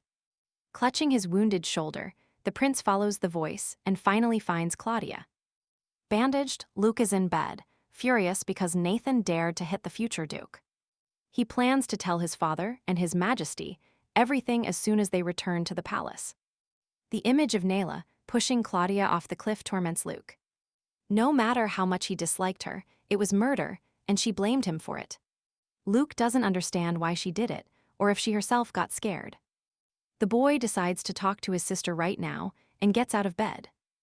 Naila is by the bed of a soldier who begs them to save them, pleading for her to do something. The girl is drenched in sweat and doesn't understand why she has to do this. She goes to the kitchen to vent and, smashing everything, complains about how much time she will have to endure this. In her opinion, it is now more important to reach land to heal the soldiers than to look for someone who couldn't survive that fall. Naila gets angry at the soldiers who ask her to heal them, even though she is not a doctor. And she cannot help them. Luke surprises the girl in this fit of hysteria. He had come to talk to her. When she turns fearfully towards her brother, he demands an explanation for what is going on with her. Claudia did not fall off the cliff immediately, and Naila lied about her involvement in the fall. According to the young woman, this happened due to the amount of accumulated emotions from a difficult life. Taking Luke by the hand, she says she is very scared, as lately she says and does strange things frequently. Therefore, Naila asks her brother to protect her if anything should happen. She asks if he will be on her side, no matter what she does. The water spirit is impressed by the girl's unusual confidence, asking to see her memories. However, when it tries to observe her past, it discovers something strange. Claudia's memories and her own are under special protection. This protection is provided by something bigger than a spirit, nothing less than a god. The water spirit looks at the girl with astonishment, as there must be special reasons for such protection. Claudia asks if this information is not enough for him. After all, if a god protects her, that means she is special. In the girl's opinion, this should be enough to close a deal with her. And at that moment, the water spirit, admitting that it hadn't had this much fun in a long time, agrees. Claudia is happy and thanks him for his consent, promising to try very hard. The water spirit approaches the heroine, takes her hand, and kisses the back of it. A ring remains in the place of the kiss, which will be the bond between them. The ring must not be given to anyone under any circumstances, and the contract will be closed after Claudia gives him a number. The girl decides to name the ring Elliot and then asks the spirit how to get out of there. The spirit promises to help the girl and, looking behind her, asks if she also needs help for the one standing behind her. Turning around, Claudia spots Nathan, who is standing nearby.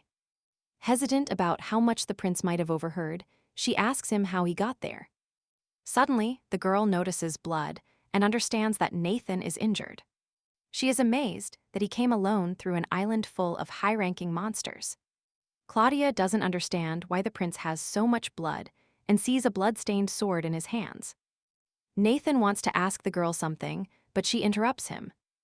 The heroine lunges at the prince, asking him why he went alone to such a dangerous place. In response, Nathan asks if her pact is more important than her own life. For some time now, the girl has been concerned about the changed shine in his eyes.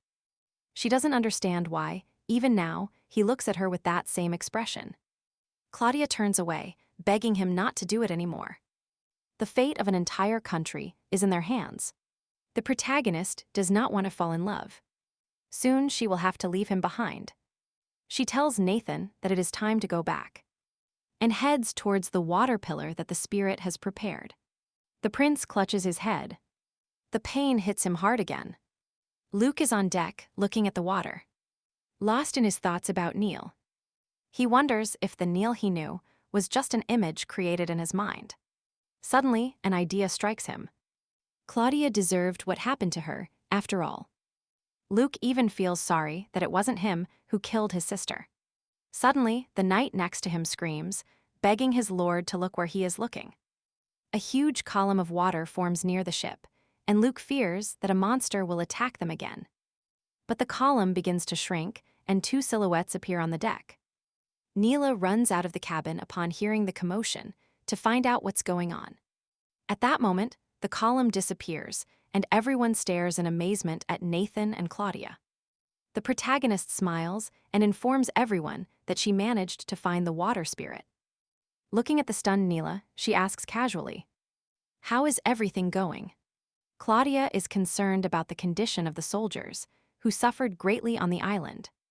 Upon learning their symptoms, the girl orders warm water to be prepared to start the treatment. The knights notice Nathan is injured, pressing his sore shoulder. The heroine quickly recovered the soldiers, with a cure for the side effect of the medicinal herb. Naila overhears the knights gossiping amongst themselves about their culpability in their discomfort. Suddenly, Claudia overhears the soldiers rejoice that Luke's words were wrong. The girl calls her brother to talk privately, away from the others.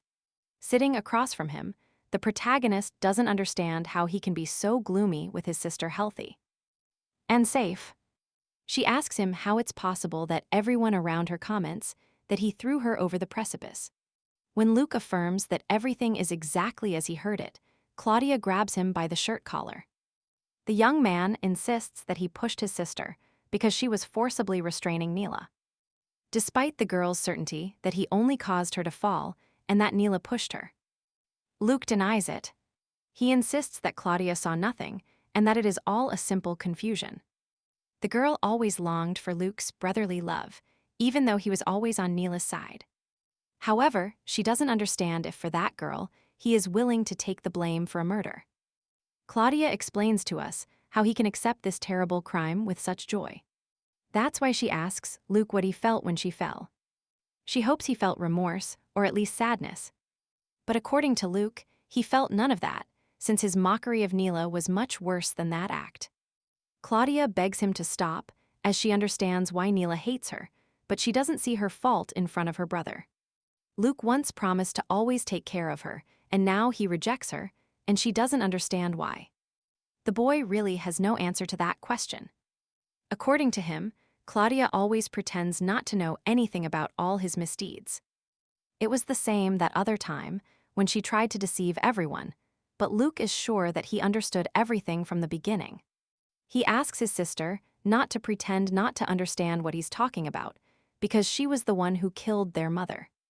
The Duchess, Naila's adoptive mother and biological mother of Claudia and Luke, died before the start of the game in a tragic accident. The protagonist doesn't understand her brother and asks for more details, although he believes she is pretending again.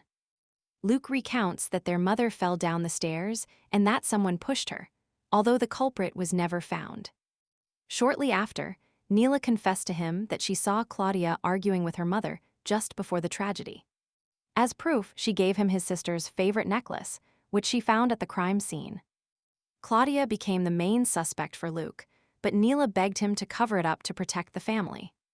Now he regrets it, because his sweet sister turned into a horrible villain. She should have paid for her actions. For Claudia, that evidence is just unfounded accusations. A senseless attack. She doesn't understand how Luke believed the words and supposed forged evidence from his stepsister. Claudia, with tears in her eyes, asks him how he can accuse her of the death of her own mother. They share the same blood, and Luke betrays his own sister, labeling her as an amoral monster who murdered their mother. The assistant brought Nathan the strongest painkiller he could find. He doesn't understand why the pain, which had ceased as he grew up, has returned to torment the Lord. Despite Nathan's pleas not to worry, the assistant knows it is a symptom of the hereditary curse. He considers it imperative that the prince return to the palace as soon as possible. The protagonist cries, hugging her knees. She cannot believe that Luke really thought she killed their own mother.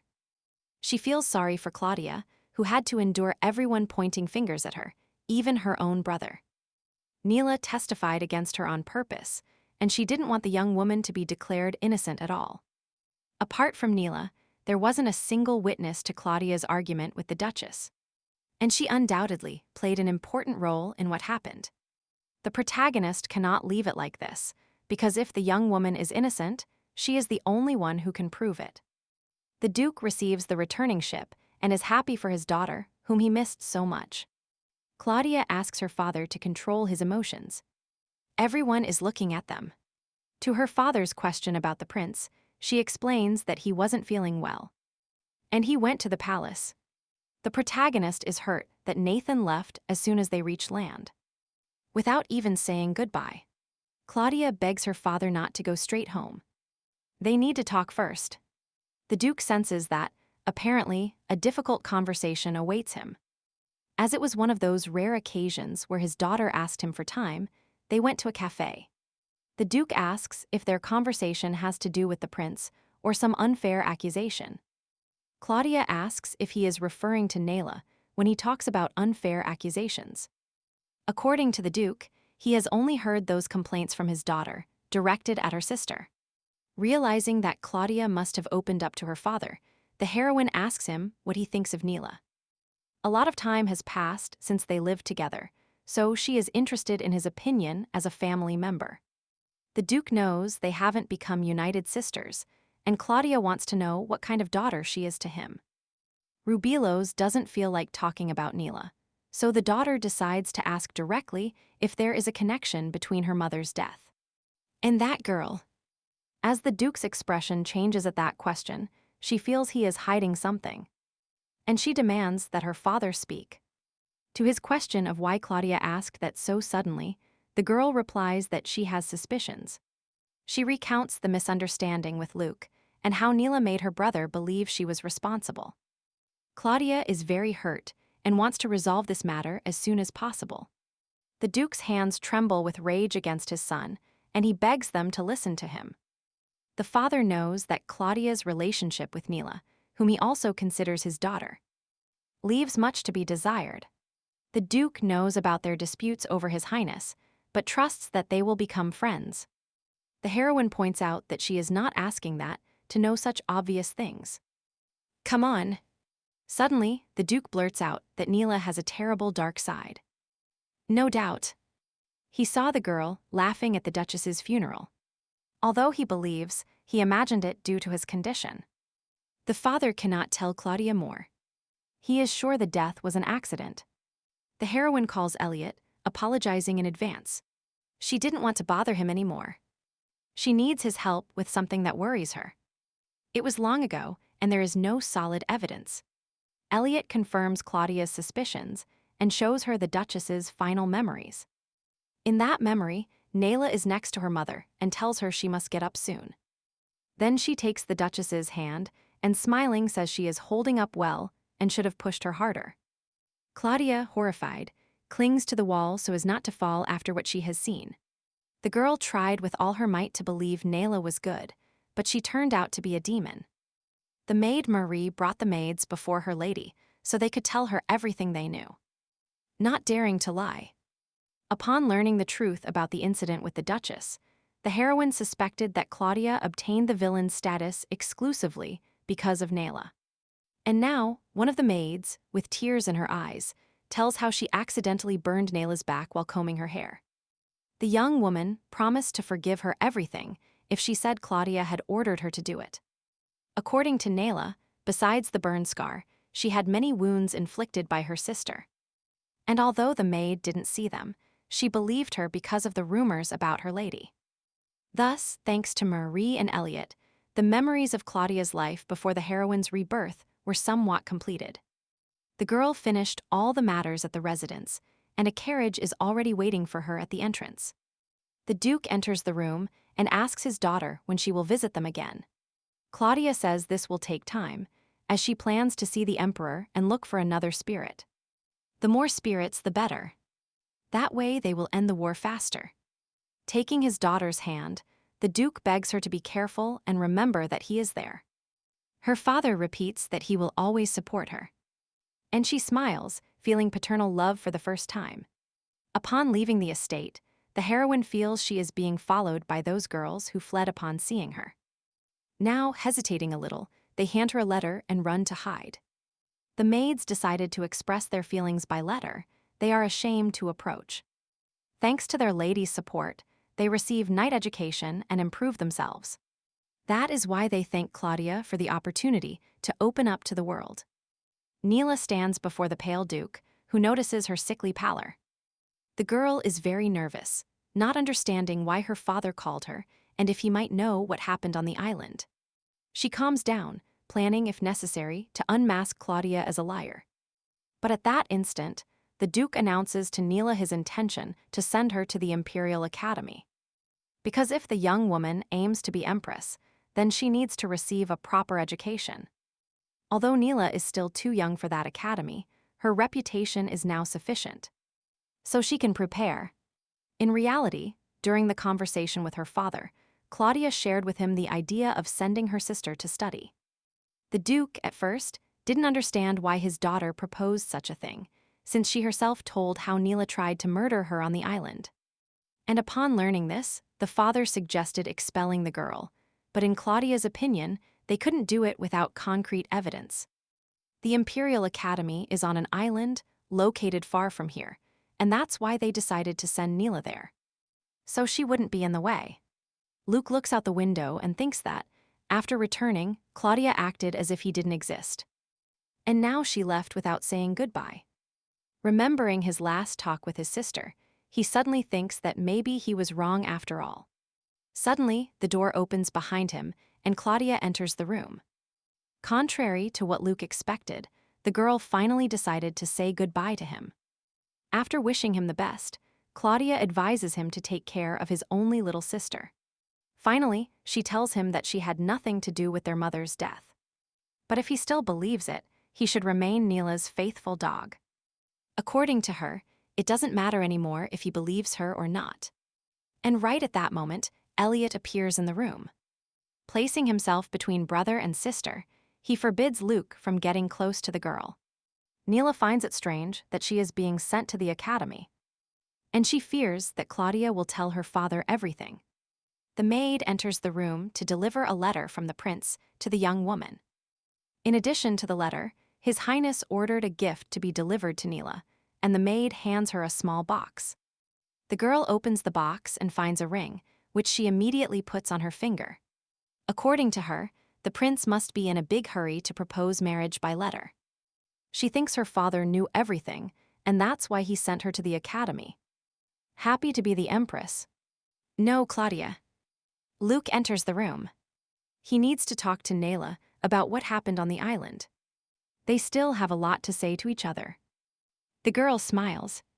Her brother helped her a lot to achieve everything she has now. It is undeniable. Luke says that Claudia told him something before leaving. He is a little worried and wants to ask her about it. But Naila already has her father's approval and the prince's proposal. Her brother is no use to her anymore. She replies that she has nothing to talk about with him. The doctor reports that Nathan's life is not in danger, but his body is weak. And he needs rest. Apparently, the curse is inevitable, although the doctor thought His Highness might overcome it. But it is too early to draw conclusions, because that particular symptom has not manifested yet. With renewed strength, the prince grips his sword again. Ready for battle. Routine envelops him, but his mind is trapped on the island. On what he witnessed there, Claudia's talk with the spirit. That mention of a protective god disturbs Nathan, and he recalls his fury, his anger at her risking herself alone on that dangerous island. Even he doesn't understand why he risked his life for her. Her actions confuse him. Ignoring the reason, the prince longs for answers from Claudia. For her to enlighten him. The heroine arrives at the imperial palace, and a mountain of tasks awaits her. After revealing the existence of Elliot, war is looming. First, mastering the spirit's power. Claudia is happy to have a loyal commander, an ally to trust. Thinking of him, a lament invades her. She forgot to thank him for his heroic rescue. She is now ashamed of her behavior. Nathan might have come out of concern. She barely thinks about apologizing when she sees him. The prince appears before her. The protagonist greets him and bows to him. But he asks her to hurry, and turning his back, he calls her. Following Nathan, the young woman believes he must be angry with her.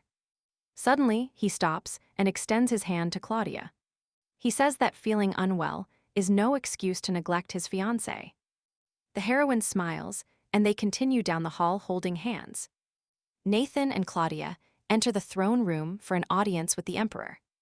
She says that, thanks to His Majesty's blessing, they returned safely with good news. When Claudia raises her head, she suddenly notices the presence of the commanders in the room. To her question of why everyone is here, the emperor tells her about an emergency situation. An unexpected attack on the nation has occurred, which surprises the heroine as it happened too soon. Regis asks his father to entrust this to him, promising to bring, along with the flag of victory, the enemy's head. The heroine fears the emperor's approval, as this would put Regis one step closer to the throne. Therefore, she announces to His Majesty that she has something to communicate. The girl's rudeness, interrupting him mid-sentence, infuriates the prince. However, Claudia needs to inform the emperor about a new advantage for the empire. The girl raises her hand with the ring and summons Elliot. A water orb forms around her, keeping the commanders away. Claudia reveals how she found the spirit and made a pact so its power would help the empire. The young woman explains that she cannot show all her power here, but the emperor seems to ignore her. Suddenly he screams, ordering them to get rid of that abomination right now. The emperor orders the princess to leave and asks Nathan if he has lost his mind. His Majesty does not understand. Has his son forgotten who cast the curse upon the imperial family? Claudia looks at Nathan in astonishment. She cannot believe her family is cursed by a spirit. The prince asks his father not to worry, as he himself sees that the curse is weakening. Furthermore, he trusts in Claudia's intelligence and cunning, whom even that power would not harm. Despite his words, the emperor orders him to get rid of the spirit immediately and return it to where he found it. Upon leaving the throne room, Nathan apologizes. He never imagined this would happen. He hoped his father would forget about the curse, even for a moment. He thinks it will take a little longer. And although it didn't work today, it will next time. But Claudia disagrees. She says she has to leave and prepares to depart. According to the girl, she urgently needs to go in search of the second spirit. Her talk with the emperor made her think that the curse is not the consequence, but that the spirit could be the cause. If her hypothesis is correct, finding the second spirit will be a piece of cake. Following this logic, perhaps Claudia has already found two spirits, Elliot and the one who cursed the imperial family. The young woman must advance firmly towards her goal. She still has a lot to do. First, she will summon Elliot, but Nathan orders Claudia to stop. When the young woman stops and turns to him, Nathan asks her what she is plotting. Claudia advises the prince to tell his father that she went to retrieve the spirit. But according to him, that is not the problem. He demands an explanation. Why the hell is she so selfish? Nathan insists, although he has asked before. Is the contract worth more than her life?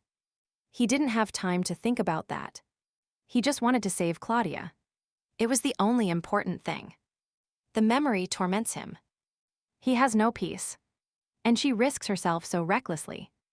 Nathan doesn't understand why she is going alone again, without trusting anyone. It is incomprehensible. The prince needs to know. What does he mean to her? Is he just a contractual partner? Claudia apologizes. She says she doesn't have time and that every second counts. And she turns around. Nathan tries to stop her. He takes her arm. But she pulls away abruptly. The prince wants to run after her, but a sharp pain brings him down, unable to move. Regis watches the scene from the corner, with a malicious smile. What satisfaction! A loud splash interrupts the surface of the water, startling the seabirds with its booming sound. Elliot notifies Claudia of his arrival at the agreed location. They have arrived at Seluna's field, where, according to him, the fire spirit dwells. Faced with the heroine's doubt about their closeness, Elliot denies it. The fire spirit itself told him, although it didn't want to know. Even so, Claudia thanks him for his help, and now asks him to summon the spirit. She is determined to meet him, despite his difficult temperament, cruelty, and danger.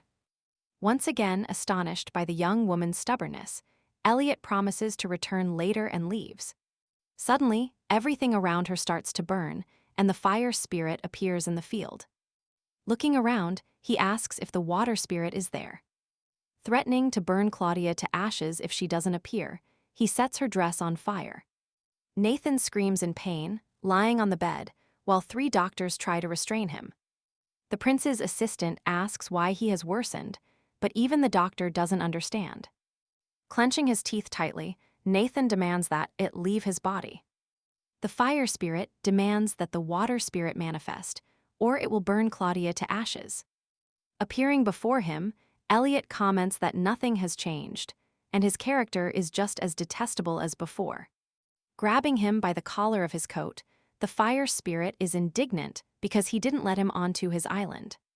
As expected, his character is quite explosive. Claudia decides to intervene and explains that she asked Elliot to bring her here. The fire spirit does not understand what a mere mortal could want from him. The heroine introduces herself and tells him about her agreement with the water spirit. According to her, she has come with a formal request to enter into a contract with him. Upon hearing this, he engulfs them in flames again. But Elliot manages to protect the girl. The fire spirit sees no point in making a pact with someone who could turn to ash with just a touch. He doesn't understand how the water spirit made a pact with a mortal and orders them to leave before he tears them to pieces. According to Claudia, he misunderstands everything, as the contract is the same for everyone.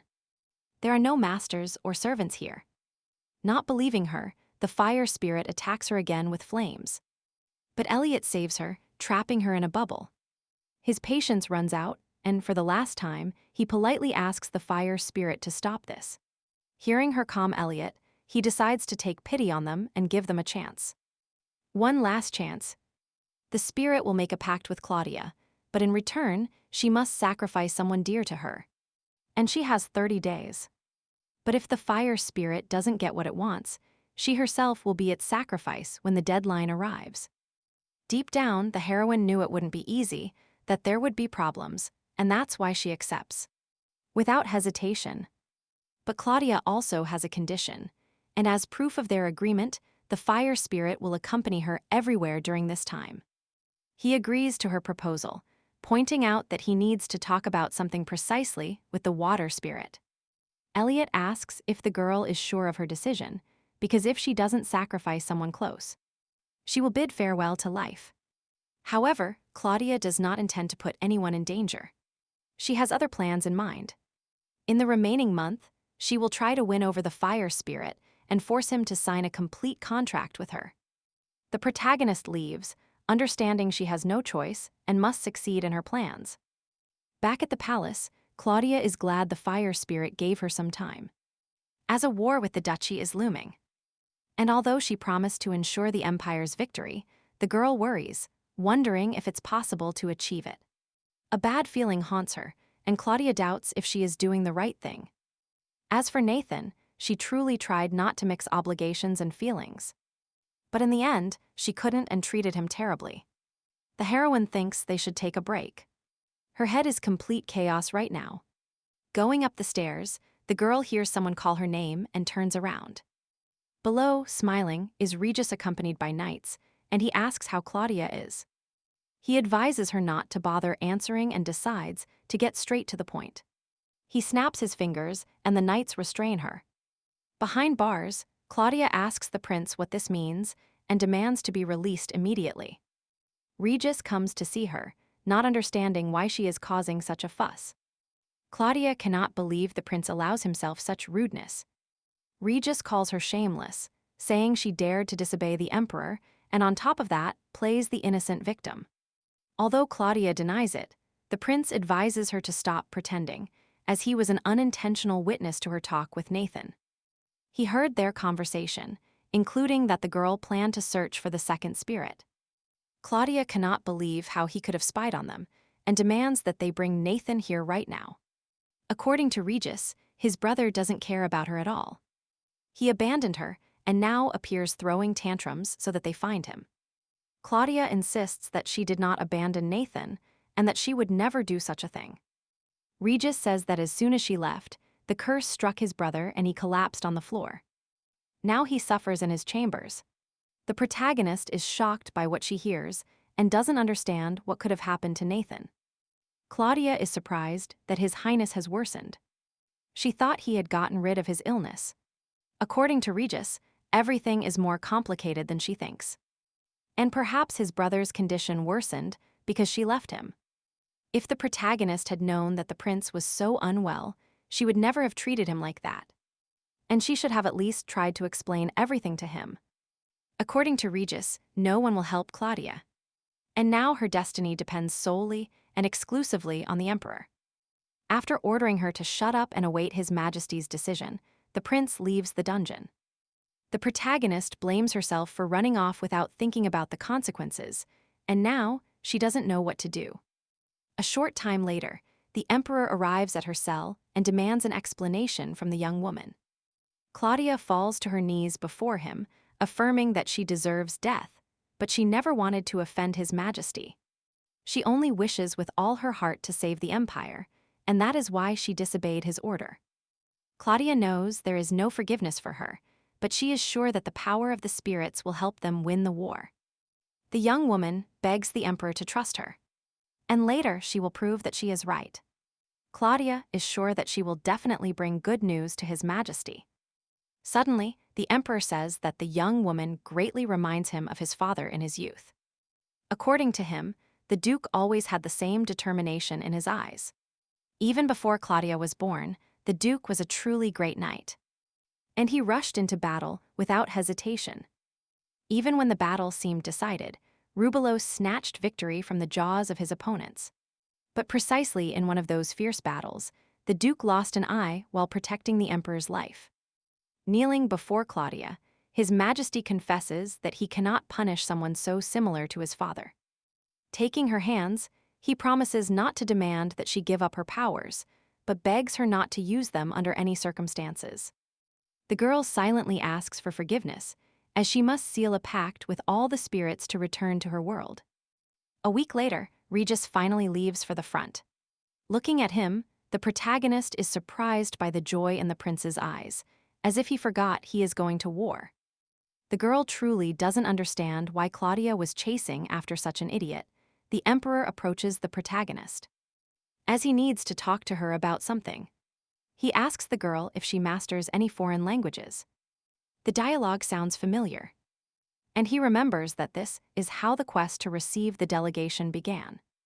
He asks the emperor if a delegation from Serta is coming, and upon his doubt, says he overheard the servants. The emperor confirms he understood correctly, and that's why he wants her to escort the first princess. Claudia says she doesn't master Serta, but with the princess, being the same age, they will surely get along. She knows that if she treats the princess well, the princess will give her a permanent stat improvement spell. Let's take a chance. Upon arriving at Nathan's chambers, Claudia asks the servant why they haven't let her in after 7 days. The servant apologizes, but the healer requested that His Highness not be disturbed for now. She is surprised. Is he so ill that they won't let her visit him for so long? What a mystery. Moving away from the door, Claudia doubts his illness and thinks that perhaps he doesn't want to see her. As she walks down the stairs, someone watches her from His Highness's window. Who could it be? Moving away from the window, he tells Nathan that his fiancée is quite graceful. The man approaches the mirror and asks the reflected prince what the name of that girl is. Trembling with rage, Nathan forbids him from uttering the name of his future wife with his filthy mouth. The boy finds this amusing, as their lips are one like they themselves, and that means his wife is the same one. The prince's other self is dying to see them marry, and he sees the girl in that room, covering herself with a cloak. Claudia looks around hoping no one is near. The girl is not sure she will succeed, but she wants to check everything, and that's why she asks Elliot for help.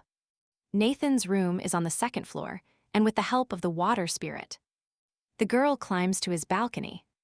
The girl enters his room and approaches the bed where the prince is sleeping. She is glad he looks well, and apparently, insomnia doesn't torment him either. Claudia would be more at ease if she talked to him, but she decides not to wake him and leaves the room. Suddenly, Nathan asks from behind with a voice that causes unease. Who is there? Sitting up in bed, he demands to know who dared enter his chambers without permission. The protagonist apologizes for her audacity.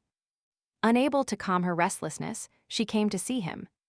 Nathan gets up and with a strange glint in his eyes, calls the young woman his precious wife, and kisses her hand. When asked if he looks well, she nods, as she feared he was truly unwell. However, a strange feeling persists. Something has changed in the atmosphere of the room. Now that she knows Nathan is better, the young woman decides it's time to return to her chambers. But the prince grabs Claudia by the arm, refusing to let her go so soon. Looking at him with surprise, the young woman reminds him that it is quite late. But cornering her against the wall, Nathan asks her not to worry about him and to talk to him. Leaning towards her lips, he suggests that instead of talking, they should kiss passionately. The heroine, furious, pushes him away and demands he stop this game immediately. With that malevolent look, the prince snaps at her, asking why she rejects her husband. Staring at him intently, the young woman realizes that this is not the Nathan she knows. That man is completely different, and she doesn't understand where the real Nathan is now. Without letting her go from the wall, Nathan asks why she looks at him with such a strange expression. The boy screams that he is the first prince of the Belcanus Empire, and that she belongs to him. Suddenly, he clutches his head, demanding that the useless resistance cease. This body is no longer his. After saying this, Nathan collapses to the floor, exhausted, falling in front of Claudia. Trembling and holding his head, he begs the girl to flee from there as soon as possible. After a while, the prince finally calms down, and the girl manages to lay him down on the bed. Sitting next to him, the protagonist tries to understand what that was, since she wasn't talking to Nathan. Surely. Suddenly, the prince opens his eyes and looks at the girl in surprise, startled by his awakening. Taking Claudia's face in his hands, Nathan asks if she is okay. Confirming that the girl is unharmed, he lets go of her and apologizes for having overstepped. Staring at him intently, the heroine asks if this is how his illness manifests. The girl is sure it definitely wasn't him, but she doesn't understand how it's possible. According to Nathan, he doesn't want to talk about it. Moreover, their last encounter showed him that he doesn't have to tell her every detail of his life. However, the prince is still interested in knowing what it means to be a god's chosen one. By chance, he witnessed how they and the spirit were plotting something before making a pact. Claudia didn't explain anything to the prince. She just didn't find the ideal moment. The protagonist insists, pure nonsense. Her talk with Elliot means nothing, but the prince overheard that she came from another world. And she cannot ignore that bomb. Claudia falls silent. And Nathan, sarcastically, recalls that they are partners and questions are superfluous. He asks her if there is anything else she should know. But she replies with a resounding no.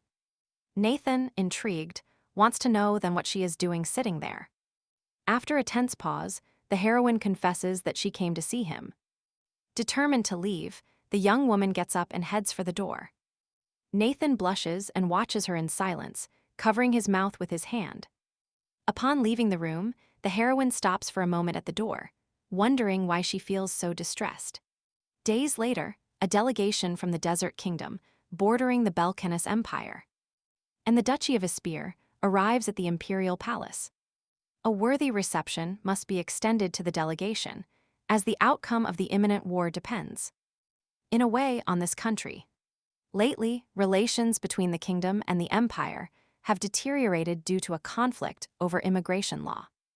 The empire built houses for immigrants, but the Serta authorities opposed the new law, refusing to pay compensation, which greatly strained relations.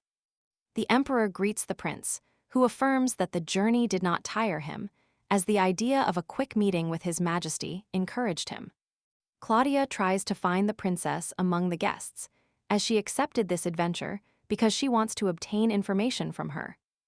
With a smile, the prince introduces his younger sister, Lane, to the emperor, who is standing next to him in knight armor.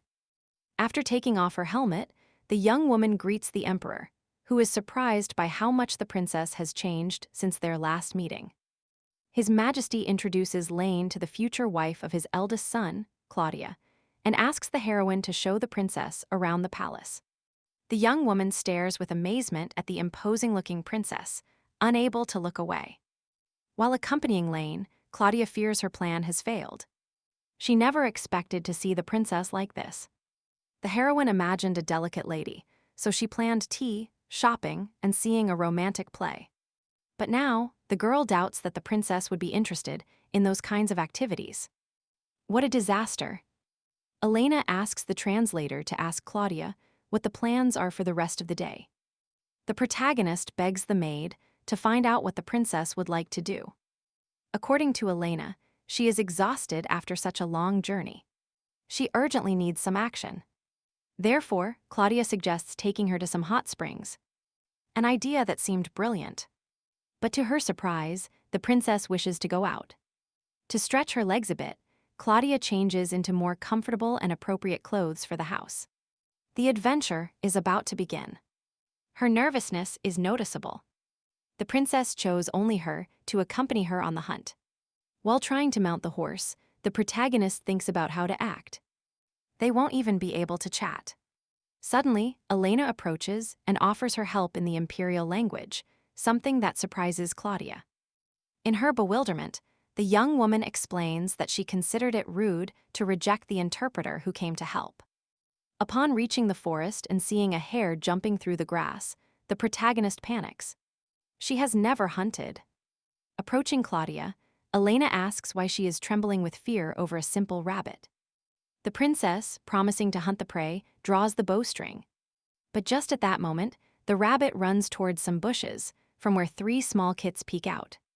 Claudia begs the princess to stop, and placing herself in front of the bow, prevents her from shooting the innocent family. To justify her outburst, she says there is a legend that foretells misfortune to whoever kills an animal with young. According to her, there are other ways to have fun in nature, like climbing mountains, and admire the views from there. But the heroine did not expect to be so weak. Elaine had to carry her on her back from halfway up. She apologizes for not having calculated her strength well when proposing to climb to the top. But soon the girls reach the spot. A breathtaking view of the imperial palace opens before them. Elaine is surprised by Claudia's enthusiasm, as if she is seeing the palace for the first time. She explains that she is almost always on her lands. The princess has heard of Duke Rubelos, the greatest warrior in the empire. But his daughter is nothing like her father. Claudia says she was often sick as a child. And although she is fine now, sometimes it causes her inconvenience.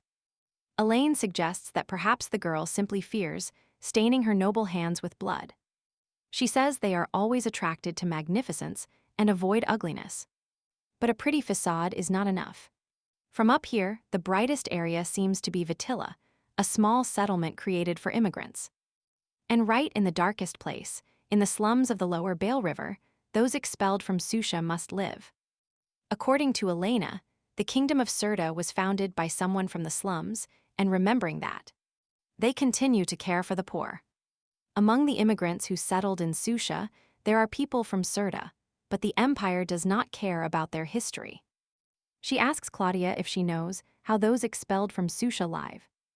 They don't have a decent roof. They must drink rotten water from the river and thus drag out their miserable existence. Claudia specifies if those people settled near the Bale River. She asks Lena if she knows the place where the exiles live.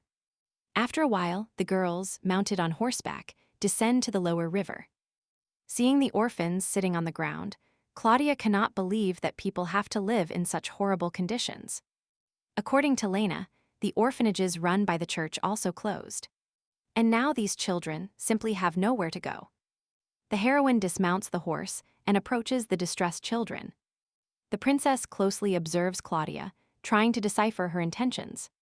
Suddenly, the girl moves even closer to the children and hugs them tightly. The heroine is received by the emperor, indignant about her request to improve another district.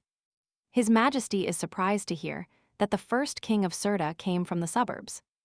The rulers of Serta do not forget their history and support the weak. But urban improvement is displacing the poor. She feels great pity for the children, incapable of fending for themselves. It is cruel to leave them homeless. Claudia understands their feelings. Something similar happened to her in the past. According to her, to achieve a great goal, one must always sacrifice something. Correcting past mistakes will strengthen ties with Serta, a valuable ally in the war. The heroine managed to convince the emperor and abandoned his idea of reconstruction, and now she and Elena will take care of the project. The work finished earlier than expected, but at least temporarily, they managed to relocate the poor back to Esvatilla. Elena thanks Claudia, without whose help she would not have been able to finish this matter so quickly. The princess was surprised, as she did not expect the young woman to manage to convince the emperor. According to the heroine, His Majesty was deeply moved by the ideals of the desert kingdom to support the weak and defenseless. As Claudia will leave soon, she asks Lena what she would like to do before her departure. Thinking a little, the princess replies that she would be happy if they could become friends. Lena has practiced fencing since she was little. Moreover, due to her stern character and intimidating appearance, ladies avoid her completely.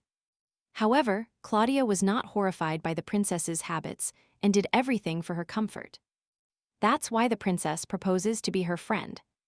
The heroine finds this recognition very touching and gladly accepts the proposal. Lena, with a serious face, says she heard that true friends always help each other. The princess shared her problem with Claudia, and now it is her turn to do the same. In reality, the girl has something to tell her new friend. It concerns her relationship with His Highness Nathan, without wanting to talk directly about herself. Claudia says an acquaintance is in trouble. She recently met a man who apparently has feelings for her. According to Claudia, he is a noble man who has saved her life more than once. However, he will soon have to leave, so she avoids getting attached, and he is offended by her attitude. Lately, their relationship has become strained, and she wants to resolve the conflict. But she doesn't know how. Thinking for a moment, Elena asks if the acquaintance she is talking about likes this man. The princess believes this is the key issue. Otherwise, they should distance themselves. Claudia, somewhat disturbed, replies that this man is not indifferent to the young woman. Elena opines that in that case, it's best to be sincere and honestly explain her coldness. Because, even if everything ends in a breakup, one must try to leave only good memories. And the time has come to say goodbye. Tomorrow the delegation from Zert will depart from the Empire. Elaine was Claudia's first friend in this world, and she will do everything possible to make her remember her fondly.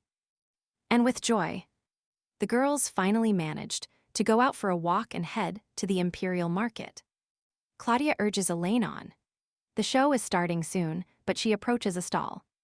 After buying a frog on a stick, she suggests to her friend they try this strange delicacy together.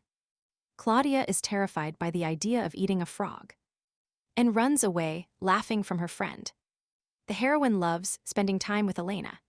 She doesn't even remember the last time she laughed like this, carelessly. In fact, in this world, there is someone else who cares about Claudia. And she plans to thank Nathan no matter what. Bidding farewell to the delegation, the Emperor announces that the situation has been happily resolved, and the settlers will arrive next month. His Majesty thanks the prince and Elena for honoring the Empire with their presence. The princess asks the Emperor about Claudia, but even he doesn't know. She was supposed to see them off, but she is late. At that moment, the heroine runs towards them and apologizes for her tardiness. She hands a box to the princess and begs her to accept this humble gift. The girl remembered when Elena said she wanted to bring a souvenir from Belcanus to her mother. While walking in the market, she confided that she wants to cheer up her mother, but fears not impressing her. According to Elena, she is terribly demanding, picky, and very difficult to please. Claudia visited the largest jewelry exhibition today. There were so many people that they almost fought over the jewelry. She whispers to Elena that if His Majesty doesn't like the gift, the fault will be hers. Claudia could have ordered this from a servant, but she went to the exhibition personally. A noble act worthy of the princess. She is haunted by the feeling of only receiving gifts without giving anything in return, and she does not want to seem ungrateful. So, determined to give something to Claudia, Elena takes her hand and kisses her wrist. At the spot of the kiss, the heroine sees the coat of arms of the Desert Kingdom. According to her, only members of the royal family can use this magic. And only once in a lifetime, she asks her to remember her gift when someone dear to Claudia, or she herself is in danger. The heroine hugs the princess and thanks her for such a precious gift. Before leaving, Elena said that she would definitely write to Claudia. In the original story, this meeting was a simple quest, but they achieved a real bond. And even friendship. Lying in bed, the heroine realizes she was wrong to think this world was a crude imitation. And Nathan is a real person, but she, aware of her feelings, continues to avoid the encounter. The young woman jumps out of bed, determined to meet the prince and clear everything up. They must talk about her, of course, but also about that person she saw in his body that day. Upon approaching the door, the heroine hears a commotion and chaos coming from outside. Peeking outside the room, she asks a servant what is happening in the palace. According to him, there is an emergency, and His Majesty has ordered everyone to gather urgently. The vanguard, led by His Highness the Crown Prince, is in a critical situation. Meanwhile, Luke walks calmly through the corridor of the Rubelos mansion. Naila walks towards him, but when she tries to greet him, he ignores her and walks past. Luke turns to look at her, puzzled by her strange behavior. Claudia said that Naila spread rumors about her, and now he wants to know what happened on Charco Island. But the girl continues to ignore him and does not respond even when he tries to talk to her. Luke will not tolerate it anymore, so he runs after Naila. He grabs her arm and stops her, startling her with his attitude. Luke drags her with him, insisting that they need to talk. Despite her begging him to let go because he is hurting her, he orders her to be quiet. And follow him. Luke asks his sister why she is behaving this way. She doesn't greet him and ignores what he says. According to Naila, she believed he would always support her. But after talking to her sister, he suddenly started demanding things from her. She believes he is no longer the one she knew, but Luke asks her if she ever thought about his situation. He demands that she remember what happened on Charco Island. Naila asks if all this is because of that incident when he pushed her sister off the cliff. According to her, she cannot live with what she saw with her own eyes, and even if they are family. She cannot keep quiet about something like that. Naila asks if her brother wants her to blame herself, and Luke clutches his head at such madness. He shakes her by the shoulders, asking what is wrong with her. If she was the one who did it, looking him straight in the eyes, she asks how Luke can say that. She finds it outrageous. Naila tells her brother that, recently, Prince Regis made her a formal proposal. And this means that she will soon truly become empress. Therefore, patting him on the shoulder, she advises him that, for his own future, he should control himself. Luke goes to the maids, who show him the leg of one of them burned with boiling water. The other maids told him how they unintentionally spread rumors about Claudia. The girls assured him that they had no choice. They needed to survive. But the real villain is, according to them, Naila. In a way, Luke felt that something was not right with Naila, but Claudia's words about her involvement in their mother's death do not fit in his head. He was always sure that Naila loved the Duchess very much. When she lay on her deathbed, the young woman burst into the room and begged her to recover. However, the mother, looking at her with glassy, tear-filled eyes, died without saying anything. Luke remembers that look and realizes with horror that this might be true. Gathered in the hallway, the maids share their concerns, fearing that the Empire might really lose. They say His Highness Nathan should have arrived by now, and Claudia overhears their conversation. She foresaw that everything would collapse soon. But if Nathan takes advantage of the moment and reverses fate, the title of Crown Prince will be his. However, in his current state, he will not be able to go to war, and that is why she must act on her own. She must perform a feat that surpasses Regis's, and besides, it is her only chance to demonstrate the power of the spirits. Entering the prince's room, she finds him lying on the floor, suffering horribly. After laying him on the bed, she understands that Nathan is not simply sick, but must be fighting a curse.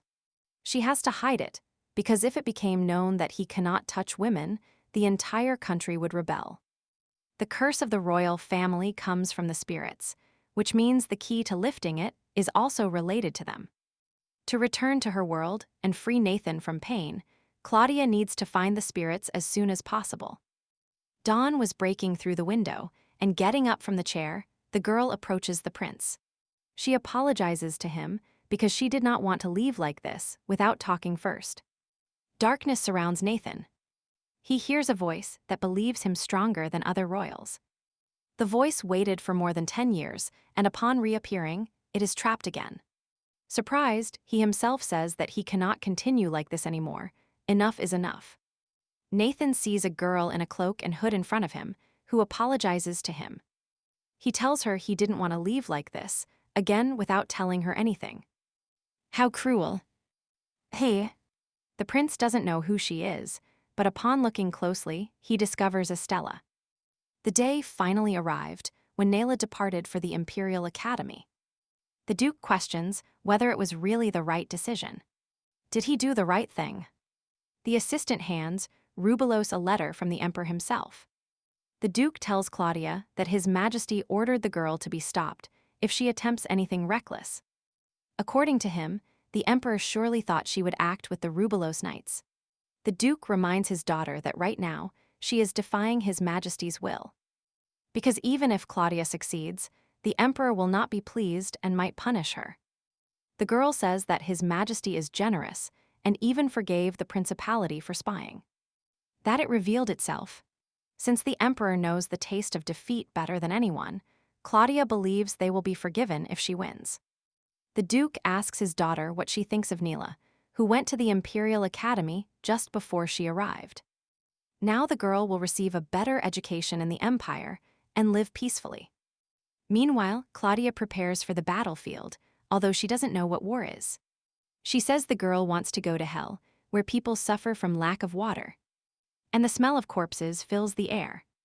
Claudia thought what she was doing was right, but now she feels heavier. After thinking for a moment, she gets up from the table, and the Duke watches his daughter in silence. Surprised. Suddenly, the protagonist approaches her father and hugs him tightly. Even though he is angry, Claudia understands that this is how he tries to take care of her. However, according to her, she is the daughter of her father, the greatest hero in the empire. Therefore, the girl asks the Duke to trust her, even if only once. After a brief silence, the father asks who else will do it if not her. And Claudius smiles. But the Duke has a condition. Her brother must accompany her to the battlefield. According to him, Luke made that decision, which really surprised the father a lot. The boy went to see him on his own and expressed his desire to go with Claudia. He says that for years, he misjudged his sister and only believed Naila's words. But now Luke realized that his beliefs were wrong. Therefore, he begged his father that, at least this time, he should let him be an older brother. The Duke said that, with what had happened between them lately, he understood Claudia's feelings. But then he took out a small box with 2 pendants from his pocket. The Duchess left this for Claudia and Luke, and the Duke asks his daughter to take a pendant and turn it over. On the back of the pendant is engraved that a tree is only vulnerable to the slightest wind. Only trees with intertwined roots can withstand a strong storm. The Duke knows that, due to the conflicts and misunderstandings, her relationship with her brother will not improve soon. However, he asked that Luke be given a chance, and that is why Claudia is waiting for him in the study. The protagonist saw in the game illustrations the good times before Naila's arrival. But those scenes were from the original story, Claudia's past that she is unaware of. Luke timidly enters the room and thanks his sister for agreeing to come. He wanted to see her before leaving, so he invited Claudia to talk. Suddenly, the young woman asks her brother if he remembers their childhood. According to her, it was so long ago that she doesn't even remember it. And that's why she asks what it was like. Luke rubs the back of his neck upon hearing such an unexpected question. According to him, their relationship was more affectionate than that of ordinary siblings. Claudia had delicate health since childhood, which is why he always took care of her, and she appreciated it very much. Tears fall onto the protagonist's hands, which clutch her skirt over her knees. And she asks why her brother, was so cruel to her. She is interested in knowing why he avoided talking to her, or even being in the same room. Looking at her brother, Claudia asks why Luke only paid attention to Naila. The boy falls to his knees before his sister, and hanging his head, he asks for forgiveness. This might sound like an excuse, but he was a fool and truly believed Naila was right. Claudia places one of the pendants in front of Luke and tells him it is a souvenir their mother left them. The girl does not forgive her brother, but if he wants to go with her, she will not stop him, as that was her mother's will. Luke reads the inscription on the pendant and presses it against his chest. Upon waking, Nathan seems to have seen Claudia in a dream. Noticing a letter on the chair, he reads it and thinks about how foolish he was. The prince leaves the room with a firm step, surprising the knights waiting at the door with his appearance. Suddenly, he hears a voice calling those who stole his treasure bastards. A voice demands to be returned, and an explosion shakes the room. The emperor, alarmed by the noise, runs in and asks if his son is all right. With astonishment, he examines the room, now plunged into absolute chaos. The emperor sentences, "The trouble undoubtedly comes from spying." He did not expect this. Nathan insists that he is fine and urgently asks about Claudia. His Majesty declares coldly that that young woman will no longer be a princess. While Nathan suffered, Regis went to the front and is in trouble. Claudia fled when she knew. Perhaps she is seeking merit with spiritual power. But the emperor will not forgive her audacity. Therefore, Claudia will not be a princess, no matter what Nathan says now. Suddenly, the prince demands that an army be prepared, ready to depart immediately. With a malicious glint back in his eyes, he tells his father that, as the older brother, he must go help Regis. Watching Luke from the window of her room, Claudia wonders if it was right to give him a chance.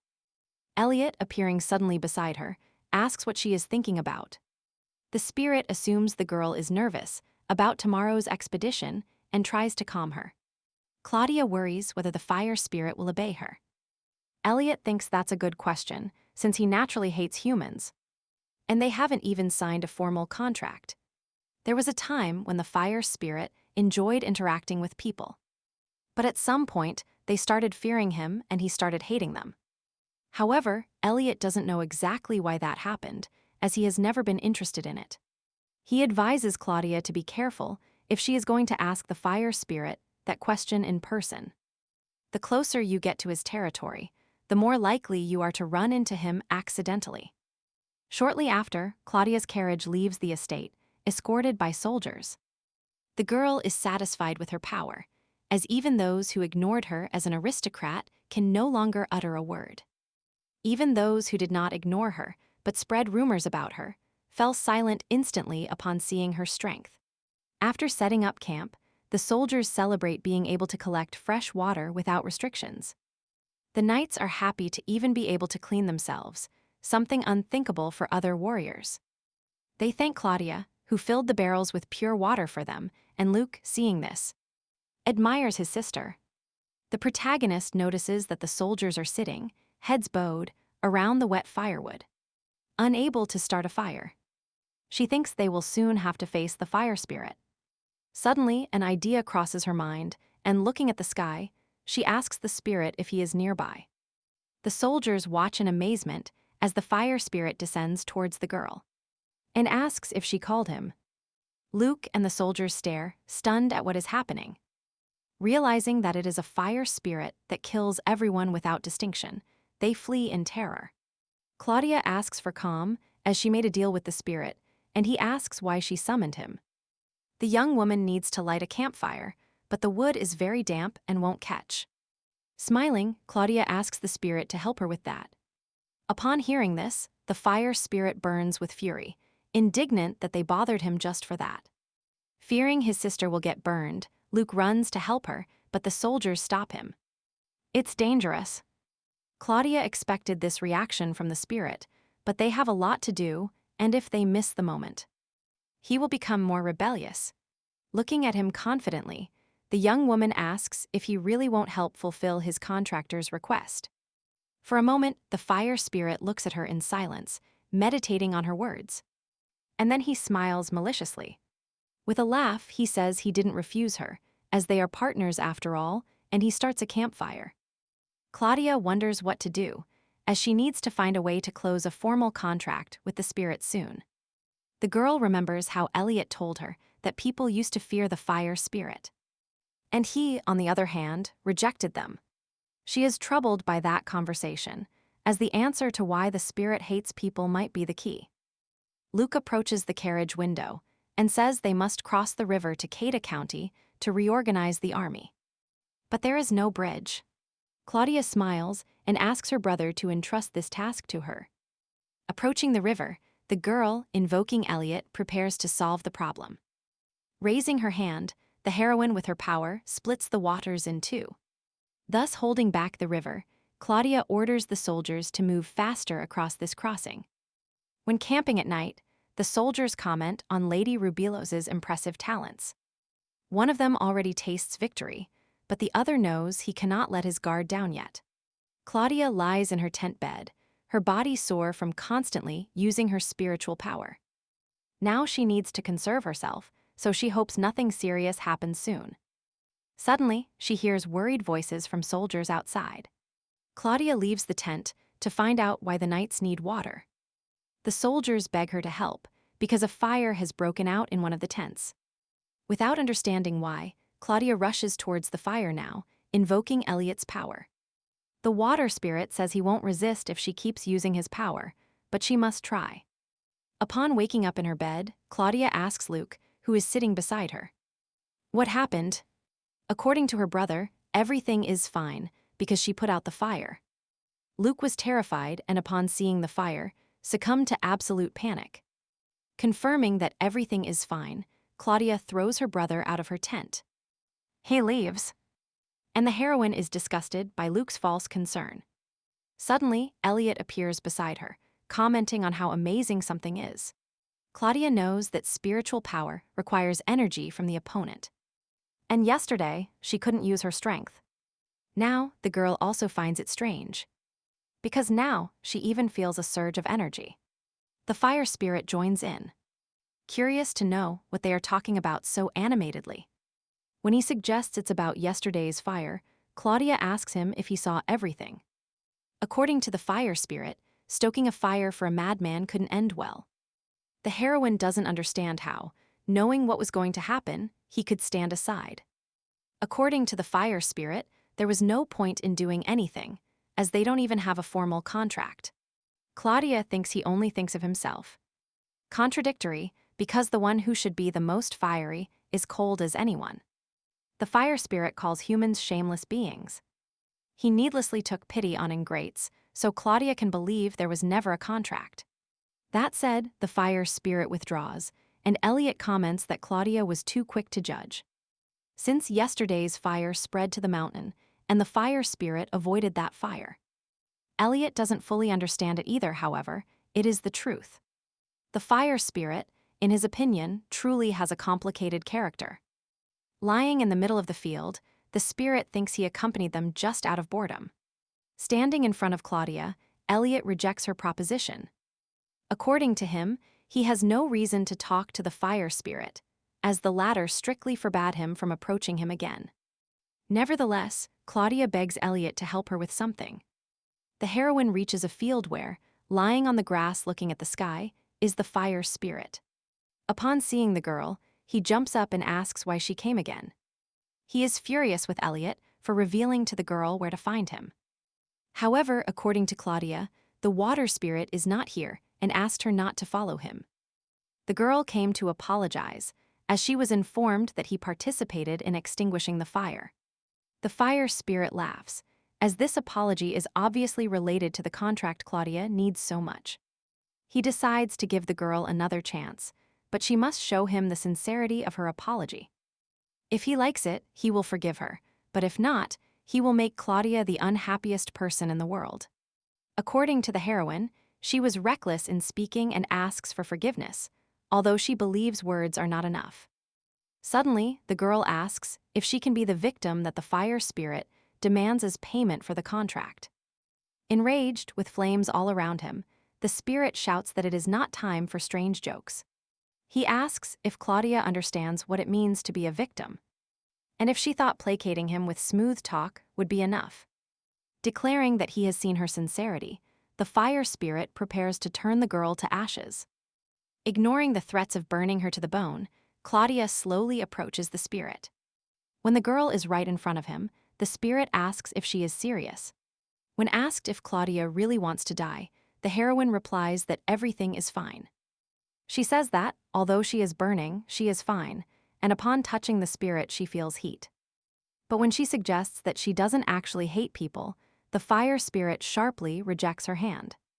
Claudia confesses that, with Elliot's help, she was able to see his past, where someone very dear died before her eyes. Elena's last order as a contractor was, "Do not dare to put out this fire." Under no circumstances.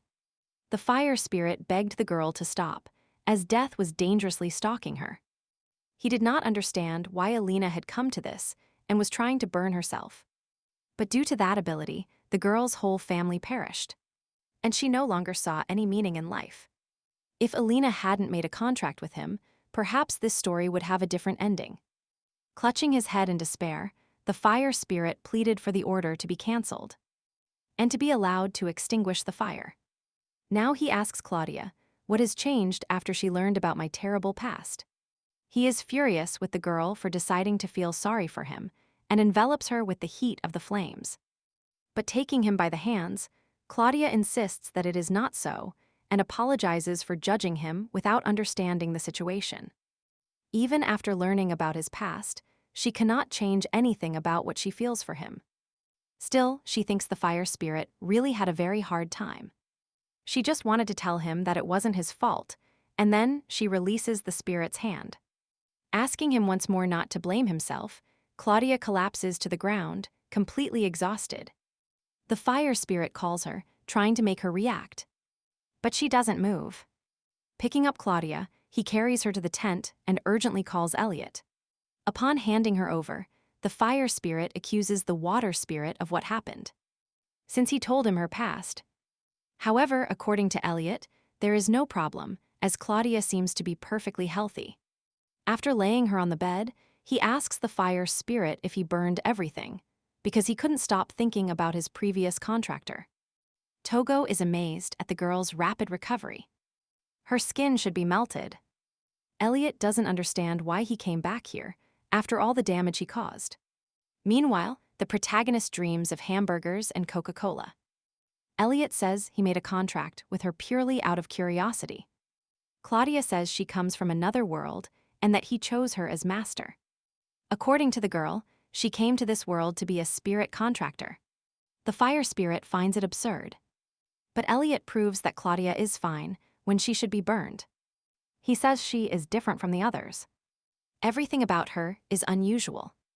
Her ideas, abilities, and how she treats others. Undoubtedly, she is different from the previous contractor, who left an indelible wound on the fire spirit. The heroine wakes up and clutches her head. There is too much noise in the tent. Upon opening her eyes, she sees the spirits arguing again and realizes she passed out again. And slept all day. Suddenly, the fire spirit approaches Claudia, offers her a contract, and she gives him a new name. Trid. After acknowledging the past, the heroine only thought about how to apologize. What remorse! The girl decides to make a bet, based on Elliot's stories. Let's see if it works. Everything went well, and now she has become the official owner of 2 spirits. She did it. Claudia watches, laughing as Elliot and Trid now argue about which element is superior. What a pair of stubborn ones. Finally, the squadron arrives at Cade County to rest a bit and reorganize the army. The Count welcomes the guests, ready to do everything possible, as he cannot help the squadron in any other way. Since he does not have a son and he himself is not at his best. Smiling, Claudia asks that, to begin with, they provide her with a room. A little comfort wouldn't hurt. The heroine is in a good mood, as she has bathed and changed clothes. Something she hadn't done for a long time. What a relief. As the girl leaves the room, Luke begs for time to talk about something important. The boy introduces his sister, the Count's daughter, and announces that she will now accompany them on the expedition. Bowing to Claudia, Madeline Cade asks to be called simply Matey. The heroine doesn't understand why Luke is bringing such a small girl with him, but her brother insists she is 19 years old. Claudia mocks him, because that is simply impossible for a normal person to believe.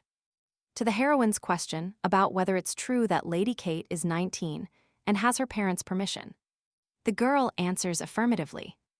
But since Claudia doesn't believe her, she threatens Matey with asking her parents. Terrified, the girl runs after her and begs her to stop. The heroine agrees not to speak to her parents, only if the girl honestly reveals her age. Blushing and frowning, Matey confesses that she is actually 13 and that she doesn't need her parents' permission, because she is old enough to decide for herself. She uses healing magic, useful on the expedition.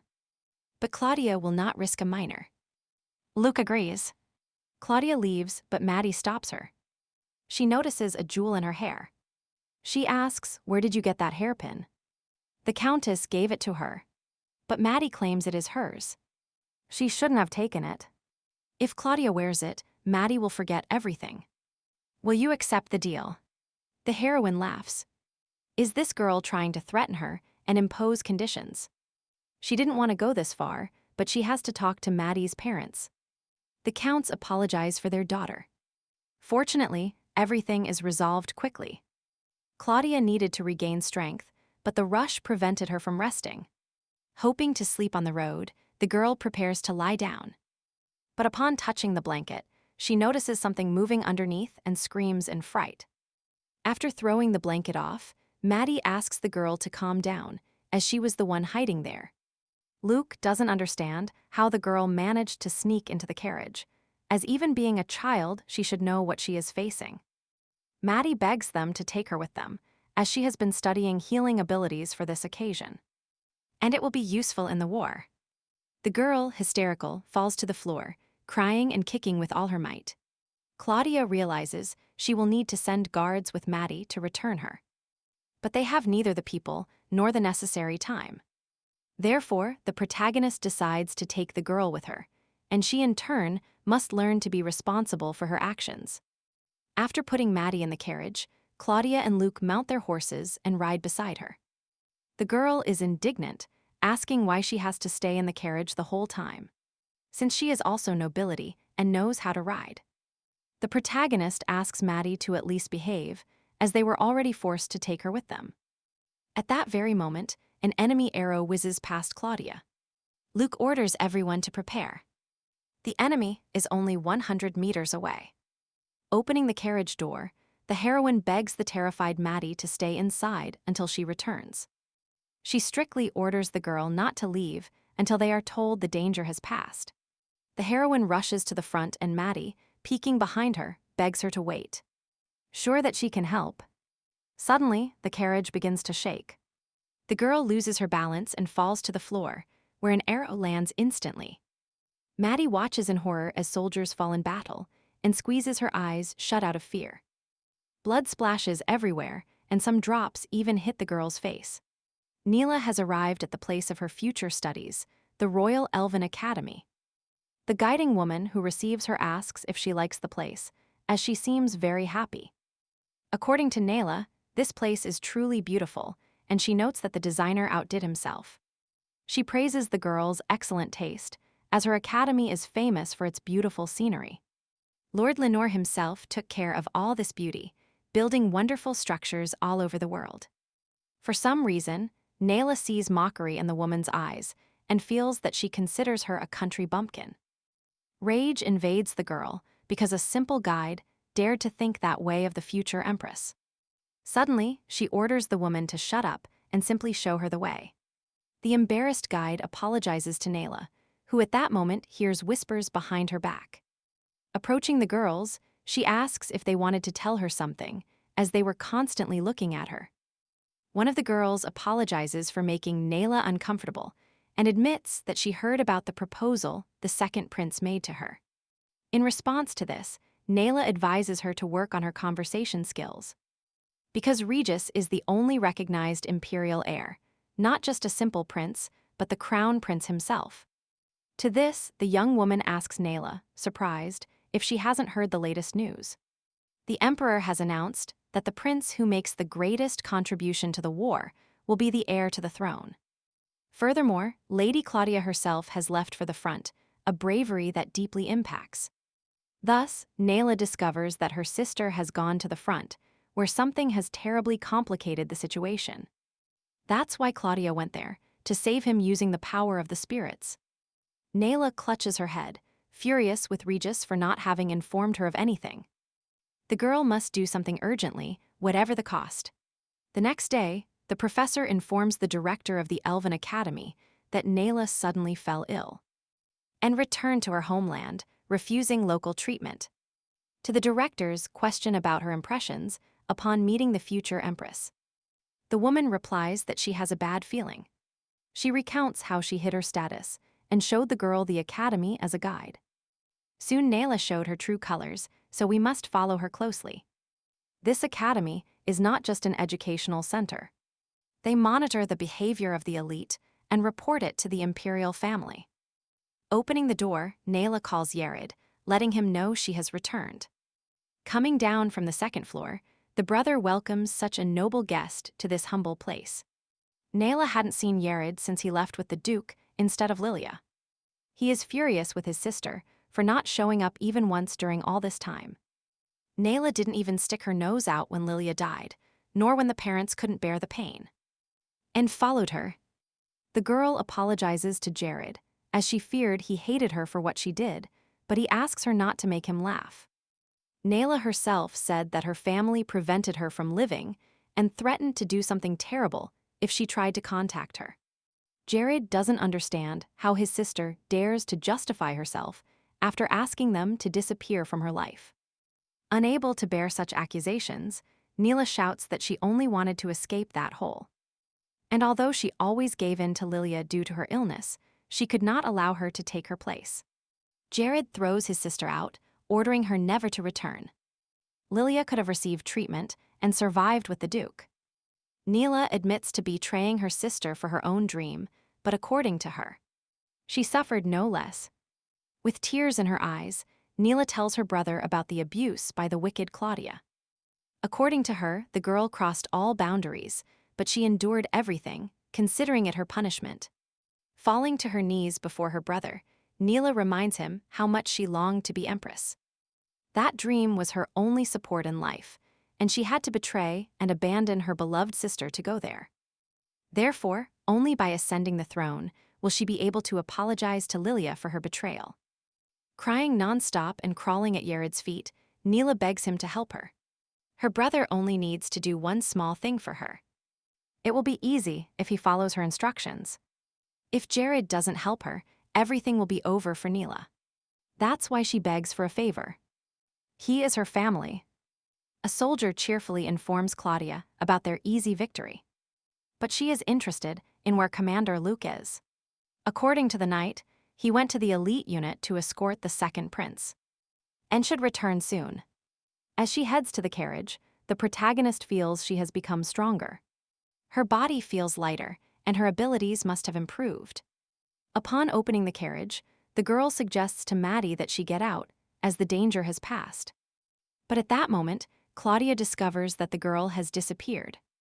Regis trembles in terror and thinks, will this be the end? Observing the soldiers fallen in battle, he cannot believe he will really die like this. At that moment, Luke runs towards him, apologizing for being late. Regis hugs the boy tightly and asks if they brought reinforcements, as the enemies were too many. But Luke informs the prince that his squadron defeated all opponents, and his sister was key in the battle. As he approaches the troops, Regis still cannot believe they are referring to his older sister, Claudia, and not Neil, as he initially thought. As soon as the squadrons reunite, the heroine runs towards her brother in a sea of panic. Seeing Regis, she bows to him, feeling honored to see him safe. The prince asks her not to get ahead of herself, but she, ignoring his words, tells her brother about Maddie's disappearance. Regis watches them with a sly smile, while Claudia recounts the details of the disappearance. At that moment, His Highness and the Commander-in-Chief are informed that a letter has arrived from the principality, and from a spire. According to the soldier, those bastards have kidnapped Lady Madeline. Behind bars, Maddie confronts her captors, demanding her release and threatening them with her parents. The guard orders her to shut up, or he will cut her throat without thinking twice. Terrified, Maddie huddles on the floor, hugging her knees and crying silently. A soldier informs Duke Ilias about the battle, where a sorceress controlled water and fire. According to him, her power was so immense that it terrified everyone, but the Duke doubts that a single mage defeated them. The soldier reveals that, despite everything, they managed to capture a prisoner, a girl of noble birth, who could be useful in future negotiations. A man from the Empire enters the study.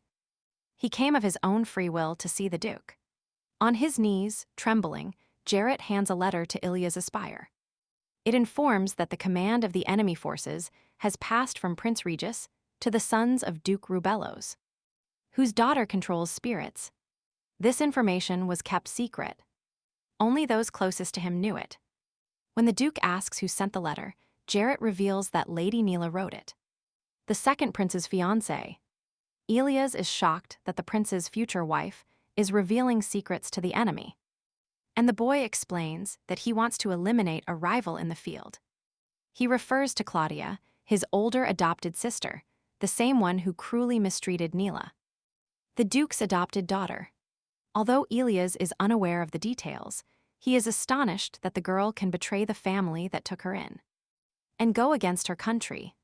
He doesn't want to get involved in the family dispute, but it amuses him, although first they must verify the authenticity of the letter. The Duke plans to capture Claudia, take the prisoner, and thus find out if everything is true or a vile lie.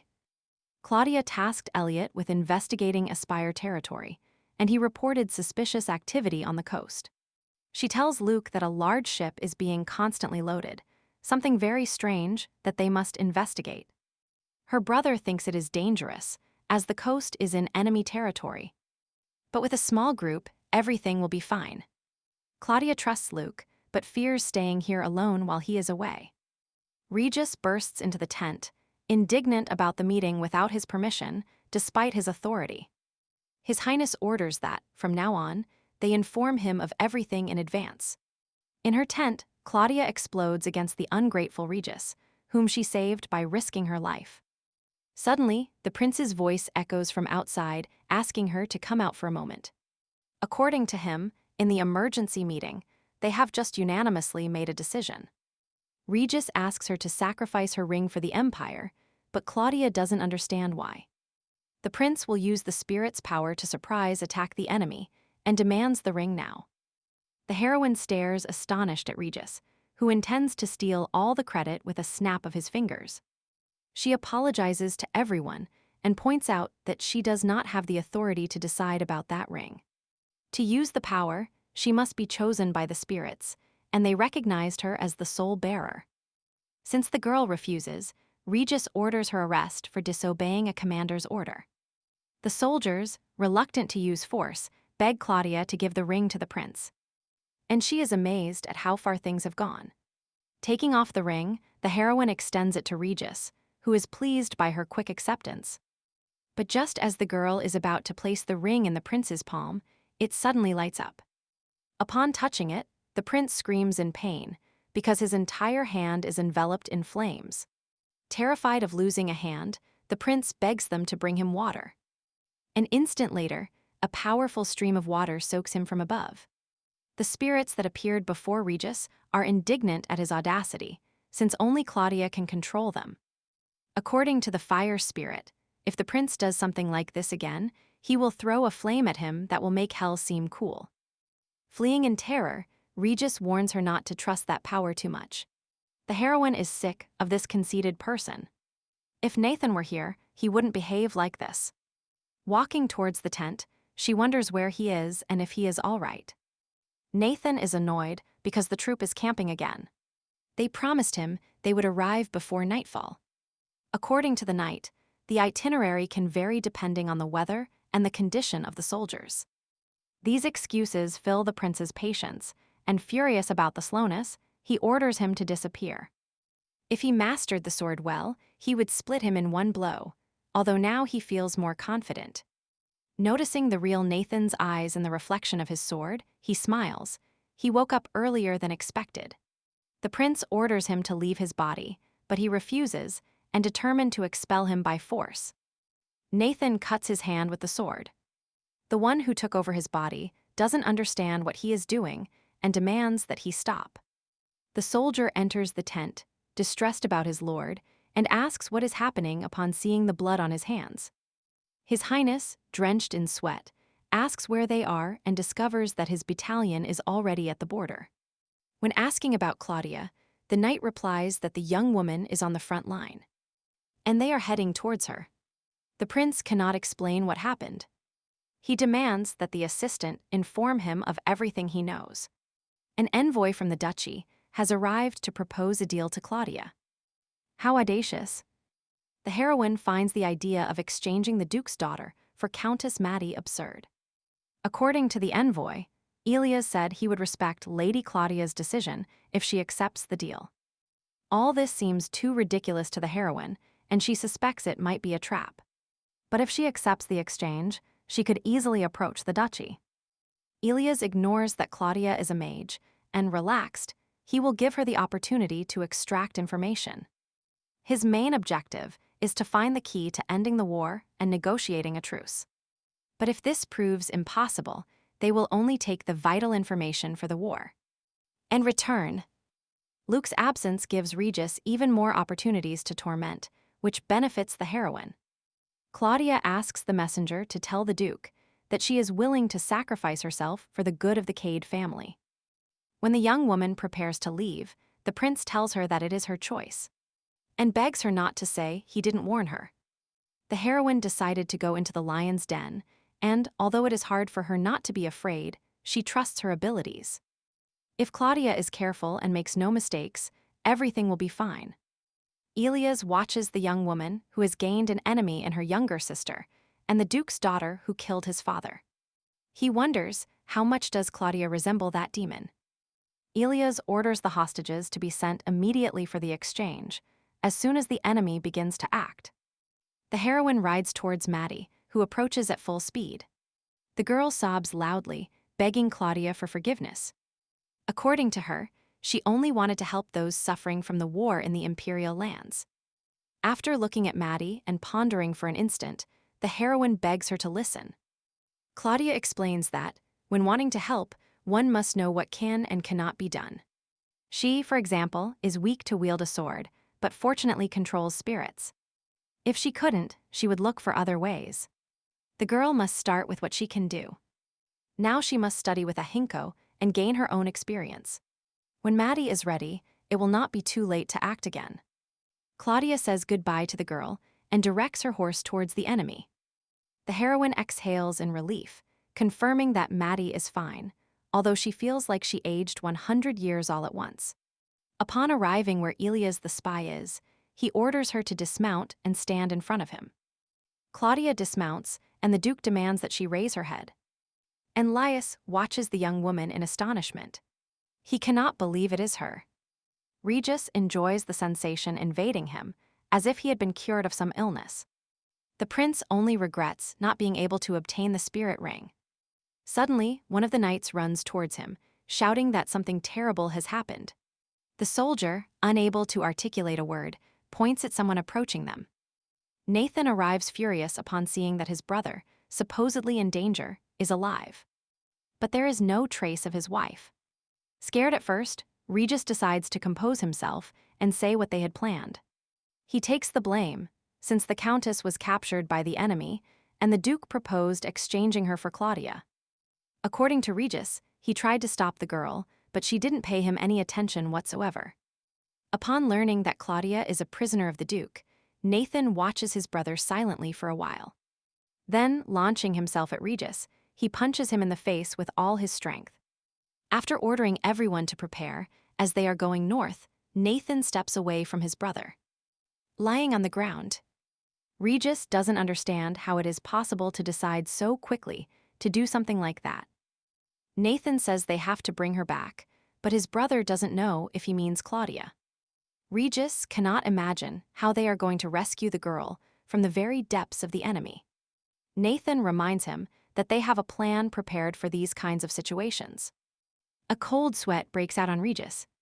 He doesn't understand if his brother is talking about what he thinks he is talking about. In response, the prince simply confirms his assumption.